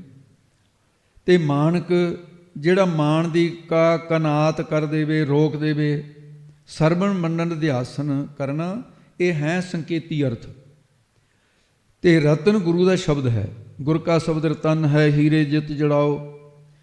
ਮਤ ਆਤਮ ਵਿਸ਼ੈਣੀ ਬੁੱਧ ਜਿਹੜੀ ਹੈ ਉਹਦੇ ਵਿੱਚ ਰਤਨਾਂ ਦੀ ਨਿਆਈ। ਤਰਤੀਬਰ ਤਰਤਮ ਬੈਰਾਗ ਜਵਾਹਰ ਦੀ ਨਿਆਈ। ਗਿਆਨ ਮਾਣਕ ਦੀ ਨਿਆਈ। ਸਰਵਣ ਮੰਨਣ ਅਧਿਆਸਨ ਹੈ। ਤੇ ਬੁੱਧੀ ਦੇ ਵਿੱਚ ਇਹ ਫਿਰ ਤਾਂ ਹੀ ਪ੍ਰਾਪਤ ਹੁੰਦੇ ਨੇ ਜੇਕਰ ਸਤਿਗੁਰੂ ਜੀ ਇੱਕ ਅਦਵੈਤ ਰੂਪ ਪਰਮੇਸ਼ਰ ਦੇ ਸਰੂਪ ਵਾਲੀ ਸਿੱਖਿਆ ਸੁਣੀ ਜਾਵੇ। ਉਹ ਸਿੱਖ ਸਿੱਖਿਆ ਭੇਦ ਭਾਵ ਤੋਂ ਨਾਸ ਕਰਕੇ ਸ਼ਰਧਾ ਤੇ ਵਿਸ਼ਵਾਸ ਰੂਪੀ ਕੰਨਾਂ ਦੇ ਨਾਲ ਸੁਣੀ ਜਾਵੇ। ਗੁਰਾ ਇੱਕ ਦੇਹ ਬੁਝਾਏ। ਗੁਰੂ ਸਾਹਿਬ ਨੇ ਅਸਤ ਜੜ ਤੇ ਦੁੱਖ ਰੂਪ ਦੇਹ, ਦੇਹ ਅਧਿਆਸ ਹੈ, ਛੁਡਾ ਦਿੱਤਾ ਹੈ। ਸਤ ਚੇਤਨ ਆਨੰਦ ਸਰੂਪ ਹੈ ਜਿਹੜਾ ਆਤਮਾ ਦਾ, ਉਹ ਬੁਝਾਈ ਜਣਾ ਦਿੱਤਾ ਹੈ। ਇੱਕ ਸਤ ਸਰੂਪ ਦੀ ਪ੍ਰਾਪਤੀ ਦੀ ਸਿੱਖਿਆ ਬੁਝਾਈ ਸਮਝਾ ਦਿੱਤੀ ਹੈ। ਤੋ ਇਸ ਕਰਕੇ ਫਿਰ ਅੱਗੇ ਮਹਾਰਾਜ ਸਾਹਿਬ ਨੇ ਇਹ ਸਮਝਾ ਦਿੱਤਾ ਹੈ। ਸਭਨਾ ਜੀਆ ਕਾ ਇੱਕ ਦਾਤਾ, ਸੋ ਮੈਂ ਵਿਸਰ ਨ ਜਾਏ। ਸਭਨਾ ਕਹੀਏ ਸਾਰਿਆਂ ਜੀਆਂ ਦਾ ਭਾਵ ਹੈ ਜੀਵਾਂ ਤੋਂ ਇੱਕੋ ਹੀ ਦਾਤਾ ਹੈ। ਇਹ ਨਹੀਂ ਹੈ ਵੀ ਮੁਸਲਮਾਨਾਂ ਦਾ ਦਾਤਾ ਕੋਈ ਵੱਖਰਾ ਹੈ, ਹਿੰਦੂਆਂ ਦਾ ਦਾਤਾਂ ਦੇਣ ਵਾਲਾ ਕੋਈ ਵੱਖਰਾ ਹੈ, ਤੇ ਸਿੱਖਾਂ ਨੂੰ ਦਾਤ ਦੇਣ ਵਾਲਾ ਕੋਈ ਵੱਖਰਾ ਹੈ। ਸਭਨਾ ਜੀਆਂ ਕਾ ਇੱਕ ਦਾਤਾ, ਦੱਦਾ ਦਾਤਾ ਏਕ ਹੈ, ਸਭ ਕੋ ਦੇਵਨਹਾਰ। ਇਹ ਸਾਰੇ ਸੰਸਾਰ ਦੇ ਵਿੱਚ ਭਾਵੇਂ ਛੋਟੇ ਛੋਟੇ ਦਾਤੇ ਬਣੇ ਹੋਏ ਨੇ। ਜਿਵੇਂ ਭਿਖਾਰੀਆਂ ਦਾ ਸੁਭਾਅ ਨਹੀਂ ਹੁੰਦਾ, ਚੁਟਕੀ ਚੁਟਕੀ ਆਟਾ ਮੰਗ ਕੇ ਲੈ ਕੇ ਆਇਆ। ਤੇ ਕਈ ਵਾਰੀ ਜਿਹੜਾ ਕੋਈ ਛੋਟਾ ਭਿਖਾਰੀ ਹੈ ਉਹ ਬੜੀ ਸਾਰੀ ਝੋਲੀ ਦੇ ਵਿੱਚੋਂ ਮੁੱਠੀ ਆਟਾ ਦੇ ਕੇ ਉਹਦਾ ਹੀ ਦਾਤਾ ਬਣ ਜਾਂਦਾ ਹੈ। ਆਪ ਮੰਗ ਕੇ ਲੈ ਕੇ ਆਇਆ, ਉਹਦਾ ਦਾਤਾ ਬਣ ਗਿਆ। ਇਹ ਦਾਤੇ ਥੋੜ੍ਹੀ ਹੈ, ਭਿਖਾਰੀ ਹੈ।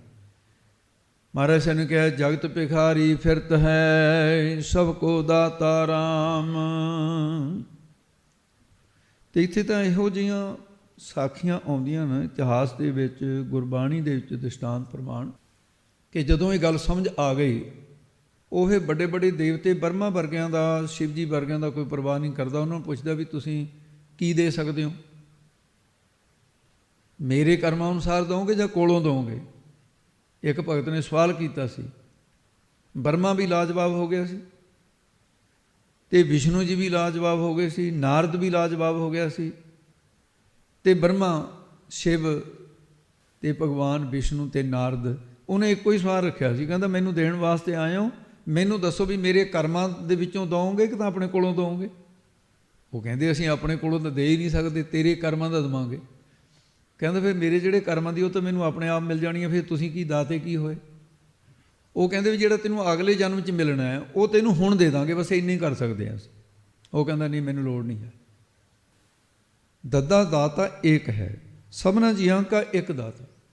ਉਹਦੇ 'ਚ ਕਹਿੰਦੇ ਇੱਕੋ ਜ਼ਿਮੀਂਦਾਰ ਬਾਹਰ ਆਪਣੇ ਖੇਤਾਂ 'ਚ ਕੰਮ ਕਰਦਾ ਸੀ, ਅਤੇ ਸੁਭਾਅ ਹੁੰਦਾ ਸੀ ਵੀ ਜਦੋਂ ਦੂਰ ਦੂਰ ਖੇਤ ਹੁੰਦੇ ਸੀ, ਪਾਣੀ ਦਾ ਮਟਕਾ ਭਰ ਕੇ ਲੈ ਕੇ ਜਾਣਾ, ਪੁੱਜੇ ਚਣੇ ਲੈ ਕੇ ਜਾਣੇ, ਗੁੜ ਲੈ ਕੇ ਜਾਣਾ, ਤੇ ਫਿਰ ਭੁੱਖ ਲੱਗੀ ਤੋਂ ਖਾ ਖੂ ਲੈਣਾ। ਕਿਤੇ ਬਾਦਸ਼ਾਹ ਸ਼ਿਕਾਰ ਖੇਡਦਾ, ਬਾਦਸ਼ਾਹ ਦੇ ਇਹੋ ਜਿਹੇ ਪੁੱਠੇ ਕਰਤਵ ਹੁੰਦੇ ਸੀ ਵੀ ਜਿਹਦੇ ਮੂਹਰੇ ਸ਼ਿਕਾਰ ਨਿਕਲੂ ਉਹੀ ਜਾਊਗਾ, ਉਹ ਦੂਆ ਨਾ ਮਗਰ। ਮੁਗਲਾਂ ਦਾ ਰਾਜ ਸੀ, ਰਾਜਾ ਦੂਰ ਨਿਕਲ ਗਿਆ ਤੇ ਜੰਗਲ ਦੇ ਸ਼ਿਕਾਰ ਮਿਲਿਆ ਚਾਹੇ ਨਾ ਮਿਲਿਆ, ਗਰਮੀ ਦੀ ਰੁੱਤ ਸੀ, ਪ੍ਰਾਣਾਂ ਬਣ ਗਈ।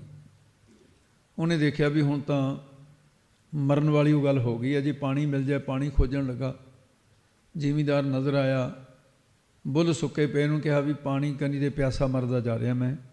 ਉਹ ਕਹਿੰਦਾ ਮੇਰੇ ਕੋਲ ਤਾਂ ਮੱਡ ਭਰਿਆ ਪਿਆ। ਜੱਟ ਦਾ ਖੁੱਲ੍ਹਾ ਸੁਭਾਅ, ਕਹਿੰਦਾ ਤੂੰ ਪੀਣ ਦੀ ਗੱਲ ਕਰਦਾ ਚਾਹੇ ਨਹਾ ਵੀ ਲੈ ਕੇ। ਉਹ ਕਹਿੰਦਾ ਨਹੀਂ ਪਾਣੀ ਦੇ ਤੂੰ ਮੈਨੂੰ, ਛੇਤੀ ਪ੍ਰਾਣ ਨਿਕਲੇ ਜਾਂਦੇ ਨੇ।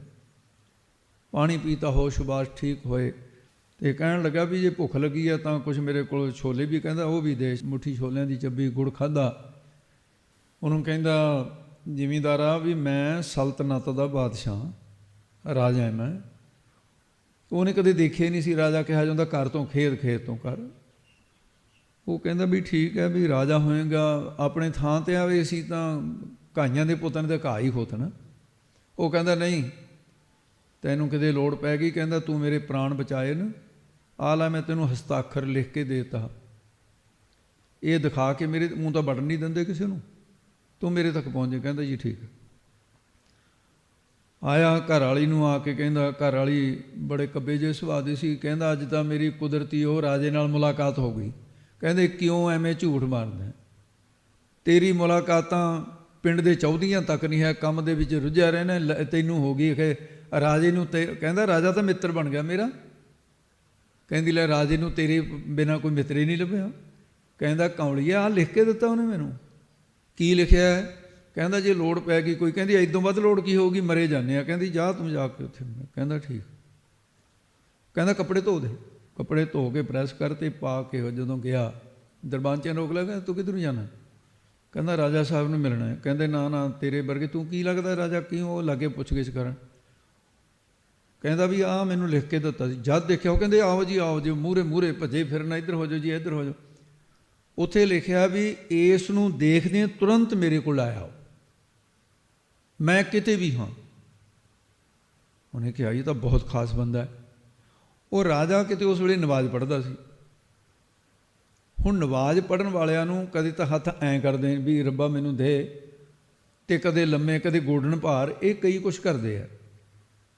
ਉਹ ਜ਼ਿਮੀਂਦਾਰ ਨੇ ਕਦੇ ਦੇਖਿਆ ਨਹੀਂ ਸੀ ਨਮਾਜ਼ ਨੂੰ ਪੜ੍ਹਦੇ, ਵਿਚਾਰਾ ਸਿੱਧਾ ਸਾਦਾ ਬੰਦਾ। ਕਹਿੰਦਾ ਵੀ ਇਹ ਕੀ ਕਰੀ ਜਾਂਦਾ, ਕਦੇ ਗੋਡਣੀਆਂ ਭਾਰ ਹੋ ਜਾਂਦਾ, ਕਦੇ ਹੱਥ ਤਾਂ ਨੂੰ ਕਰਦਾ, ਕਦੇ ਨਮਾਜ਼ ਪੜ੍ਹ ਕੇ ਵਿਹਲਾ ਹੋਇਆ ਨਾ ਜੱਫੀ ਪਾ ਲਈ। ਕਹਿੰਦਾ ਆ ਮਿੱਤਰ ਵੀ ਤੂੰ ਆਇਆ ਮੇਰੇ ਦਰਬਾਰ 'ਚ ਵੀ ਮੰਗ ਲੈ ਜਿਹੜਾ ਕੋ ਮੰਗਣਾ। ਉਹ ਕਹਿੰਦਾ ਵੀ ਮੈਂ ਮੰਗੂ ਤਾਂ ਬਾਅਦ ਦੇ ਵਿੱਚ, ਪਰ ਤੂੰ ਇਹ ਦੱਸ ਤੂੰ ਕੀ ਕਰਦਾ ਸੀ? ਕਹਿੰਦਾ ਮੈਂ ਤਾਂ ਨਮਾਜ਼ ਪੜ੍ਹਦਾ ਸੀ, ਖੁਦਾ ਦੀ ਇਬਾਦਤ ਕਰਦਾ। ਕਹਿੰਦਾ ਕੀ? ਕਹਿੰਦਾ ਮੈਂ ਜਿਹੜੀ ਆ ਸਲਤਨਤ ਜਿੰਨੀ ਦਿੱਤੀ ਹੈ, ਰਾਜ ਮੈਨੂੰ ਦਿੱਤਾ ਹੈ, ਇਹ ਸਭ ਕੁਝ ਖੁਦਾ ਦਾ ਹੀ ਦਿੱਤਾ ਹੈ। ਕਹਿੰਦਾ ਅੱਛਾ ਤੇਰਾ ਨਹੀਂ ਹੈ? ਕਹਿੰਦਾ ਨਾ ਨਾ, ਖੁਦਾ ਦਾ ਦਿੱਤਾ ਹੈ। ਕਹਿੰਦਾ ਜੀ ਫਿਰ ਮੈਂ ਚੱਲਦਾ ਹਾਂ। ਕਹਿੰਦਾ ਕਿਉਂ? ਉਹ ਕਹਿੰਦਾ ਵੀ ਮੈਂ ਭਿਖਾਰੀ ਦਾ ਭਿਖਾਰੀ ਕੋ ਮੰਗਣਾ, ਜਿਹੜਾ ਰੱਬ ਤੈਨੂੰ ਦੇ ਸਕਦਾ ਮੈਨੂੰ ਨਹੀਂ ਦੇਊਗਾ ਉਹ। ਮੈਂ ਨਹੀਂ ਤੇਰੇ ਕੋਲੋਂ ਨਹੀਂ ਮੰਗਦਾ, ਹੁਣ ਆਇਆ ਜ਼ਰੂਰ ਮੰਗਣ ਸੀ। ਗੱਲ ਸਮਝ ਆ ਗਈ ਤੇਰੇ ਆ ਕੇ ਵੀ ਤੂੰ ਵੀ ਭਿਖਾਰੀ ਹੋਈ ਆ, ਜਿਹੜੀ ਵੱਡਾ ਭਿਖਾਰੀ ਆ ਤੂੰ। ਮੁੜ ਗਿਆ ਤੇ ਵਾਪਸ ਜਦੋਂ ਆ ਰਿਹਾ, ਕਿਉਂਕਿ ਦੂਰ ਸੀ, ਸਮਝ ਲਓ ਰਾਜਧਾਨੀ ਤੋਂ ਆਉਣਾ, ਉਹ ਕਿਤੇ ਰਾਤ ਨੂੰ ਚੋਰ ਚੋਰੀ ਕਰਕੇ ਨਾ ਸੋਨਾ ਜੇਵਰਾਤ ਉਹ ਚੁੱਕੀ ਆਉਂਦੇ ਸੀ। ਪਾਉ ਫਟਾਲਾ ਹੋ ਗਿਆ। ਉਹਨੇ ਕਿਹਾ ਵੀ ਦਿਨ ਚੜ੍ਹ ਚੱਲਿਆ, ਐਂ ਕਰੋ ਵੀ ਰੇਤੇ ਅਸੀਂ ਬਹੁਤ ਵੱਡਾ ਰੇਤੇ ਦੇ ਵਿੱਚ ਦੱਬ ਕੇ ਨਾ ਉੱਪਰ ਨਿਸ਼ਾਨੀ ਲਾ ਦਿਓ, ਪਰੇ ਹੋ ਕੇ ਇੱਕ ਬੰਦਾ ਨਿਗਾਹ ਰੱਖੋ ਕੋਈ ਕੱਢ ਨਾ ਲਵੇ। ਉਹ ਦੱਬ ਦਿੱਤਾ ਤੇ ਦੱਬ ਕੇ ਉਹ ਆਲੇ ਦੁਆਲੇ ਖਿੰਡ ਗਏ। ਪਾਉ ਫਟਾਲਾ ਹੋਇਆ ਵੀ ਅਸੀਂ ਰਾਤ ਪਊਗੀ, ਚੁੱਕ ਕੇ ਫਿਰ ਅੱਗੇ ਤੁਰ ਪਾਂਗੇ। ਉੱਧਰੋਂ ਪਾਉ ਫਟਾਲੇ ਉਹ ਆ ਪਹੁੰਚਿਆ, ਉੱਥੇ ਬੈਠ ਕੇ ਲੱਗਿਆ ਕਿਰਿਆ ਕਰਨ। ਤੇ ਕਿਰਿਆ ਕਰਨ ਲੱਗਿਆ, ਹੱਥ ਨੇ ਕਿਹਾ ਪਿਸ਼ਾਬ ਕਰਨ ਲੱਗਿਆ। ਉਹ ਕਹਿੰਦਾ ਵੀ ਆਹ ਤਾਜ਼ੀ ਜੀ ਮਿੱਟੀ ਪਤਾ ਨਹੀਂ ਕਿਹਨੇ ਕੀ ਕਰਿਆ ਪਿਆ, ਇੱਥੇ ਖਾਨੀ ਕੁਛ ਦੱਬਿਆ ਹੀ ਹੈ। ਉਹ ਕਿਰਿਆ ਕਰਕੇ ਹੱਥ ਮਿੱਟੀ ਦੇ ਨਾਲੇ ਮਲ ਕੇ ਉਹ ਫੁੱਲ ਲੱਗਿਆ, ਉਹਦੇ ਵਿੱਚੋਂ ਨਿਕਲਿਆ ਆਇਆ ਗਾਗਰ ਨਿਕਲਿਆ। ਹੁਣ ਚੋਰ ਖੜਾ ਦੇਖਦਾ ਵੀ ਇਹ ਚੱਕੂ। ਹੁਣ ਉਹਨੇ ਚੱਕੀ ਨਹੀਂ ਮਿੱਟੀ ਪਾ ਕੇ ਤਾਹਾਂ ਨੂੰ ਮੂੰਹ ਕਰਕੇ ਕਹਿੰਦਾ ਰੱਬਾ ਜੇ ਦੇਣਾ ਤਾਂ ਸਿੱਧੇ ਢੰਗ ਨਾਲ ਦੇ। ਐਕਣ ਕਹਿੰਦਾ ਧਰਤੀ 'ਚ ਦੱਬ ਦੱਬ ਕੇ ਦੇਣਾ, ਕਹਿੰਦਾ ਸਿੱਧਾ ਨਹੀਂ ਘਰ ਨਹੀਂ ਲਿਆ ਕੇ ਦੇ ਸਕਦਾ। ਨਿਸ਼ਚਾ ਰੱਬ ਤੇ ਇੰਨਾ ਹੋ ਗਿਆ, ਕਹਿੰਦਾ ਐਕਣ ਨਹੀਂ ਮੈਂ ਲੈਣਾ ਹੈ, ਮਿੱਟੀ ਪਾਈ ਤੇ ਘਰਮ ਜਾ ਪੜੇ। ਘਰ ਵਾਲੀ ਕਹਿੰਦੀ ਕੀ ਗੱਲ ਫਿਰ ਲੈ ਕੇ ਨਹੀਂ ਆਇਆ? ਕਹਿੰਦਾ ਨਹੀਂ ਨਹੀਂ, ਮੈਂ ਦੇਖ ਲਿਆ ਭਿਖਾਰੀ ਉਹਨੇ ਸਾਰੇ। ਰਸਤੇ ਵਾਲੀ ਗੱਲ ਨਹੀਂ ਦੱਸੀ ਵੀ ਘਰ ਵਾਲੀ ਲੜੂਗੀ। ਨਿਸ਼ਚਾ ਰੱਖਿਆ, ਕਹਿੰਦਾ ਰੱਬਾ ਭੁੱਖਾ ਮਰ ਜਾ, ਚਾਹੇ ਤੇ ਤੋਂ ਮੈਂ ਮੰਗਦਾ ਨਹੀਂ ਹੁਣ ਕਿਸੇ ਤੋਂ। ਜਦੋਂ ਸ਼ਾਮ ਦਾ ਵਕਤ ਹੋਇਆ, ਉਹ ਚੋਰ ਜਿਹੜਾ ਪਹਿਰੇ 'ਤੇ ਸੀ ਉਹਨੂੰ ਪੁੱਛਿਆ, ਕਹਿੰਦੇ ਵੀ ਕੋਈ ਗੜਬੜ ਤਾਂ ਨਹੀਂ ਹੋਈ? ਕਹਿੰਦਾ ਵੀ ਗੜਬੜ ਤਾਂ ਲੱਗਦੀ ਹੈ ਵੀ ਹੋ ਗਈ, ਵੀ ਬੈਠਾ ਸੀ ਪਰ ਭਾਂਡਾ ਉਸੇ ਤਰ੍ਹਾਂ ਵਿੱਚ ਹੀ ਛੱਡ ਗਿਆ, ਜਾਂ ਤਾਂ ਵਿੱਚੋਂ ਕੱਢ ਕੇ ਲੈ ਗਿਆ ਉਹ। ਜਦ ਉਹਨੇ ਚੱਪਣ ਚੱਕ ਕੇ ਦੇਖਿਆ, ਗਾਗਰ ਦਾ ਪਾਤਰ ਦਾ ਉੱਪਰ ਤੋਂ ਮੂੰਹ ਚੱਕ ਕੇ ਦੇ, ਉਹਦੇ ਵਿੱਚ ਸੱਪ ਜ਼ਹਿਰੀਲੇ ਨਾਗ ਘੁੰਮਣ, ਫੜਕ ਦੇ ਕੇ ਬੰਦ ਕਰਤਾ, ਉੱਪਰ ਤੇ ਬੰਨਤਾ।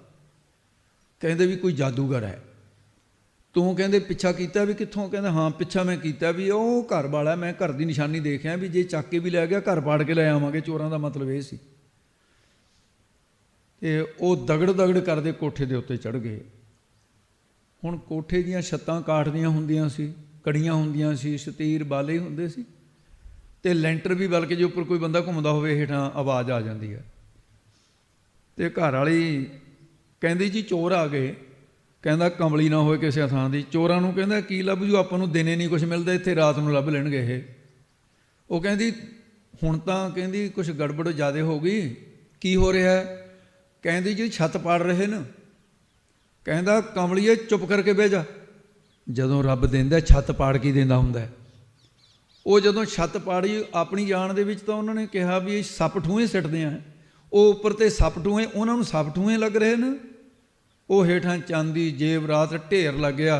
ਚੋਰ ਨੱਠ ਗਏ ਤੇ ਉੱਠ ਕੇ ਕਹਿੰਦਾ ਰੱਬਾ ਵੀ ਹੁਣ ਗੱਲ ਇਹ ਹੈ ਵੀ ਜੇ ਜੱਟ ਦੇ ਨਾਲ ਤੂੰ ਮਿੱਤਰਤਾਈ ਕੀਤੀ ਹੈ ਨਾ, ਕਹਿੰਦਾ ਵੀ ਧੰਨੇ ਵਾਂਗੂ ਮੈਂ ਵੀ ਹੁਣ ਸਾਰੀ ਜ਼ਿੰਦਗੀ ਤੇਰੀ ਬੰਦਗੀ ਕਰੂੰਗਾ। ਪਹਿਲੇ ਦਿਨ ਨਿਸ਼ਚਾ ਤੇਰੇ ਤੇ ਕੀਤਾ ਸੀ, ਤੂੰ ਵਾਕਈ ਛੱਤ ਪਾੜ ਕੇ ਦੇ। ਸਭਨਾ ਜੀਆਂ ਕਾ ਇੱਕ ਦਾਤਾ, ਸਾਰੇ ਜੀਵਾਂ ਦਾ ਦਾਤਾ ਇੱਕ ਹੈ, ਪਰ ਨਿਸ਼ਚਾ ਕੌਣ ਲਿਆਵੇ? ਹੁਣ ਇੱਥੇ ਅੰਤਰੀਵ ਅਰਥ ਦੇ ਵਿੱਚ, ਅਸਲੀ ਜੀ ਬਾਝ ਅਰਥ ਦੇ ਨਾਲ ਲੱਗਣ ਵਾਲੀ ਸਾਖੀ ਸੀ, ਸਮਾਂ ਸੀ ਆਪਣੇ ਕੋਲ, ਇਸ ਕਰਕੇ ਆਪਾਂ ਸਾਰਿਆਂ ਜੀਵਾਂ ਦਾ ਇੱਕੋ ਹੀ ਦਾਤਾ ਹੈ। ਇੱਥੇ ਤੱਕ, ਇੱਥੇ ਦੀ ਲੱਗਦੀ ਹੈ ਚਾਹੇ ਅੰਤਰੀਵ ਬਾਝ, ਉਹ ਤੇਰਾ ਵਾਸਤਵ ਰੂਪ ਹੈ। ਇਹ ਹੈ ਅੰਤਰੀ ਭਾਵ। ਤਤ ਤੂੰ ਅਸੀਂ, ਇਹ ਵਾਕ ਨਾ ਤਤਮਸੀ ਮਹਾਵਾਕ ਹੈ ਵੇਦ ਦਾ, ਸ਼ਾਮ ਵੇਦ ਦਾ।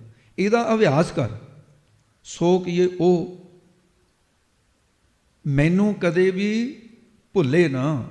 ਆਪਣਾ ਆਪ ਸਰੂਪ ਸਦਾ ਸਾਖਸ਼ਾਤ ਸਪੂਰਨ ਰਹੇ। ਸੋ ਉਹ ਤਤਪਦ ਦਾ ਲੱਖ ਅਰਥ ਰੂਪ, ਮੈਂ ਮੇਰਾ ਆਪਣਾ ਸਰੂਪ ਹੀ ਹੈ, ਸਦਾ ਹਮੇਸ਼ਾ ਸਾਖਸ਼ਾਤ ਰਹੇ, ਸਪੂਰਨ ਰਹਿੰਦਾ। ਤੇ ਸਿੱਖਾ ਇਹ ਨਿਸ਼ਚਾ ਕਰ ਲੈ, ਗੁਰੂ ਨਾਨਕ ਸਾਹਿਬ ਕਹਿੰਦੇ ਆਪਣਾ ਆਪ ਸਰੂਪ ਹੋਣ ਕਰਕੇ ਉਹ ਬਿਸਰ ਨਾ ਜਾਈ, ਭੁੱਲ ਨਹੀਂ ਜਾਂਦਾ, ਹਮੇਸ਼ਾ ਸਖਿਆਤਾਕਾਰ ਹੋ ਜਾਂਦੀ ਹੈ।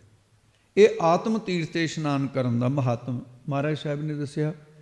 ਇਸ ਪੌੜੀ ਦੇ ਅੰਤਰੀਵ ਤੇ ਬਾਅਦ ਅਰਥੋਂ ਤੋਂ ਬਾਅਦ ਆ ਜਾਂਦੀ ਹੈ ਵੀ ਇਹਦੀ 90 ਅੱਖਰ ਵਰਤੇ ਨੇ ਮਹਾਰਾਜ ਨੇ ਇਸ ਪੌੜੀ ਤੇ। ਇਹਦਾ ਜਿਹੜਾ 6ਵੀਂ ਪੌੜੀ ਦਾ ਅੰਤਰੀਵ ਭਾਵ ਹੈ, ਜਿਹੜਾ ਸਾਰੰਸ਼ ਜਿਹਨੂੰ ਕਹਿੰਦੇ ਨੇ, ਉਹ ਹੁਣ ਥੋੜ੍ਹੇ ਅੱਖਰਾਂ 'ਚ ਸਮਝਣਾ ਆਪਾਂ ਨੇ। ਉਹਦੇ 'ਚ ਕੀ ਹੈ? ਸਿੱਧਾਂ ਤੇ ਸਿੱਖਾਂ ਨੂੰ ਸਾਂਝਾ ਉਪਦੇਸ਼ ਦਿੱਤਾ ਸੀ।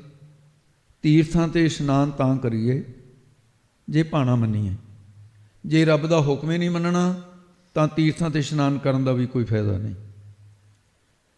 ਭਾਣਾ ਮੰਨਣ ਨਾਮ ਲੈ ਬਲਾਮ, ਹਉਮੈ ਤਜਨ ਪੰਥੇ ਪਾਪ। ਇਸ਼ਨਾਨ ਕਰਨ ਦਾ ਫਲ ਤਾਂ ਹੀ ਹੋਏਗਾ। ਅੰਤਰੀਵ ਤੀਰਥ ਆਤਮਾ ਰੂਪ ਤੀਰਥ ਹੈ। ਉਹਦੇ ਵਿੱਚ ਇਸ਼ਨਾਨ ਉਹ ਕਰ ਸਕਦੇ ਨੇ ਜਿਨ੍ਹਾਂ ਨੇ ਸ਼ਰਧਾ ਧਾਰਨ ਕੀਤੀ ਹੋਈ ਹੈ। ਪਰਮਾਤਮਾ ਦੇ ਭਾਣੇ ਤੋਂ ਬਿਨਾਂ ਨਹਾ ਕੇ ਕੀ ਕਰੋਗੇ?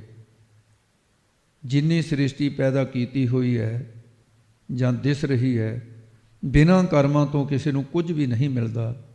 ਕਮਾਈ ਕਰਨੀ ਬਣਦੀ ਹੈ। ਜੇ ਮਿਲਿਆ ਤਾਂ ਕੀ ਲੈ ਲਿਆ ਕਿਸੇ ਨੇ, ਕੋਲ ਕੀ ਰਹਿੰਦਾ ਹੀ ਨਹੀਂ। ਫਿਰ ਜੇ ਮਿਲਿਆ ਹੈ ਤਾਂ ਕੀ ਲੈ ਲਿਆ, ਕੋਲ ਤਾਂ ਰਹਿੰਦਾ ਨਹੀਂ ਹੈ। ਬੁੱਧੀ ਵਿੱਚ ਸਾਰੇ ਗੁਣ, ਸ਼ੁਭ ਗੁਣ ਪਦਾਰਥ ਇਹਦੇ ਵਿੱਚ ਹੀ ਪਏ ਨੇ। ਜੇ ਗੁਰੂ ਸਾਹਿਬ ਜੀ ਦੀ ਸਿੱਖਿਆ, ਏਕਤਾ ਵਾਲੀ, ਜੀਵ ਈਸ਼ ਦੀ ਏਕਤਾ ਵਾਲੀ ਸਿੱਖਿਆ ਨੂੰ ਸੁਣੀਏ ਤਾਂ ਪ੍ਰਾਪਤੀ ਹੁੰਦੀ ਹੈ। ਗੁਰੂ ਜੀ ਨੇ ਇੱਕ ਸਿੱਖਿਆ ਇਹ ਸਮਝਾ ਦਿੱਤੀ ਹੈ ਕਿ ਸਾਰਿਆਂ ਜੀਵਾਂ ਦਾ ਇੱਕ ਵਾਹਿਗੁਰੂ ਦਾਤਾ ਹੈ, ਸਾਨੂੰ ਕਦੇ ਵੀ ਉਹ ਭੁੱਲਣਾ, ਬਿਸਰਨਾ ਹੀ ਦਾਤਾਰ, ਆਪਣਾ ਨਾਮ ਦਿਓ, ਵੀ ਉਹ ਕਦੇ ਵਿਸਰ ਕੇ ਇਹ ਭੁੱਲ ਨਾ ਜਾਵੇ। ਅੱਜ ਦੀ ਕਥਾ ਦਾ ਸਾਰੰਸ਼ ਇਹੀ ਹੈ ਕਿ ਸਾਨੂੰ ਇੱਕ ਤਾਂ ਵਾਹਿਗੁਰੂ ਤੇ ਅਥਾਹ ਵਿਸ਼ਵਾਸ ਚਾਹੀਦਾ ਹੈ। ਤੀਰਥਾਂ ਤੇ ਵਿਸ਼ਵਾਸ ਕਰਨ ਵਾਲੇ ਅੰਧ ਵਿਸ਼ਵਾਸੀ ਕਹੇ ਜਾ ਸਕਦੇ ਹੈ। ਤੀਰਥ ਤੇ ਇਸ਼ਨਾਨ ਕਰਨ ਵਾਲੇ, ਜਿਵੇਂ ਭਗਤ ਕਬੀਰ ਸਾਹਿਬ ਨੇ ਵੀ ਖੰਡਨ ਕਰ ਦਿੱਤਾ ਜੀ, ਲੋਕੀ 68 ਤੀਰਥ ਨਹਾਈ, ਕੌਰਾਪਨ ਤਉ ਨਾ ਜਾਈ। ਕੌੜ ਤੂੰਬੀ ਨੂੰ 68 ਤੀਰਥਾਂ ਤੇ ਇਸ਼ਨਾਨ ਕਰਾਇਆ, ਤੇ ਕਬੀਰ ਸਾਹਿਬ ਨੇ ਇਹਦਾ ਖੰਡਨ ਕੀਤਾ ਹੈ ਵੀ ਉਹਦੀ ਕੜੱਤਣ ਨਹੀਂ ਗਈ ਤੇ ਜੀਵਾਂ ਦੀ ਵਿਸ਼ੇ ਵਿਕਾਰਾਂ ਦੀ ਕੜੱਤਣ ਨਹੀਂ ਜਾ ਸਕਦੀ। ਇਸ ਕਰਕੇ ਤੀਰਥ ਸਭ ਤੋਂ ਵੱਡਾ, ਤੀਰਥ ਸ਼ਬਦ ਵਿਚਾਰ, ਆਹ ਤੀਰਥ ਵੱਡਾ ਜਿਹਦੇ ਤੇ ਹੁਣ ਤੁਸੀਂ ਬੈਠੇ। ਤੀਰਥ ਨਾਵਣ ਜਾਓ, ਤੀਰਥ ਨਾਮ ਹੈ, ਤੀਰਥ ਸ਼ਬਦ ਵਿਚਾਰ ਅੰਤਰ ਗਿਆਨ ਹੈ। ਇੱਕ ਗੱਲ ਨੂੰ ਧਿਆਨ ਦੇ ਵਿੱਚ ਆਪਾਂ ਰੱਖੀਏ ਸਾਰੇ, ਜ਼ਿੰਦਗੀ ਇੱਕ ਇੱਕ ਪਲ ਕਰਕੇ, ਇੱਕ ਇੱਕ ਸਵਾਸ ਕਰਕੇ, ਸਾਡੇ ਕੋਲੋਂ ਸਾਡੀ ਕੀਮਤੀ ਜ਼ਿੰਦਗੀ ਹੀਰਿਆਂ ਪੰਨਿਆਂ ਜਵਾਹਰ ਆਤ ਸੋਨੇ ਚਾਂਦੀ ਧਨ ਤੋਂ ਕੀਮਤੀ ਸਾਡੇ ਸਵਾਸ, ਜਿਨ੍ਹਾਂ ਦਾ ਮੁੱਲ ਕੋਈ ਨਹੀਂ ਹੈ, ਉਹ ਹਮੇਸ਼ਾ ਖਤਮ ਰਹੇ। ਜਿਵੇਂ ਰੇਤੇ ਦਾ ਢੇਰ ਹੈ ਨਾ, ਹਨੇਰੀ ਚੱਲੀ ਤੇ ਇੱਕ ਇੱਕ ਕਣ ਕਰਕੇ ਉੱਡ ਜਾਂਦਾ ਹੈ। ਸਾਡੀ ਜ਼ਿੰਦਗੀ ਸਾਡੇ ਕੋਲੋਂ ਉੱਡ ਰਹੀ ਹੈ। ਇਹਨੂੰ ਸਾਹਮਣਾ ਕਿਵੇਂ ਹੈ? ਕਥਾ ਦੇ ਵਿੱਚ ਜਿੰਨੇ ਸਵਾਸ ਆਏ ਨੇ ਸਾਰੇ ਸਫਲੇ ਹੋ ਗਏ। ਸਿਮਰਨ ਕਰਦਿਆਂ, ਨਿਤਨੇਮ ਕਰਦਿਆਂ ਜਿੰਨੇ ਸਵਾਸ ਬਾਣੀ ਪੜ੍ਹਦਿਆਂ ਸਫਲੇ, ਤੇ ਉਹ ਤੋਂ ਬਿਨਾਂ ਫਿਰ ਜ਼ਿੰਦਗੀ ਸਫਲੀ ਨਹੀਂ ਹੈ। ਉੱਥੇ ਤਾਂ ਫਿਰ ਕੇ ਰਹਿਣ ਗਵਾਈ ਸੋਏ ਕਹਿ, ਦਿਵਸ ਗਵਾਇਆ ਖਾਏ, ਹੀਰੇ ਜੈਸਾ ਜਨਮ ਹੈ ਕੋਡੀ ਬਦਲੇ ਜਾਏ। ਤੋਂ ਇੱਥੇ ਸਮਾਪਤੀ ਹੈ। ਵਾਹਿਗੁਰੂ ਜੀ ਕਾ ਖਾਲਸਾ, ਵਾਹਿਗੁਰੂ ਜੀ ਕੀ ਫਤਿਹ।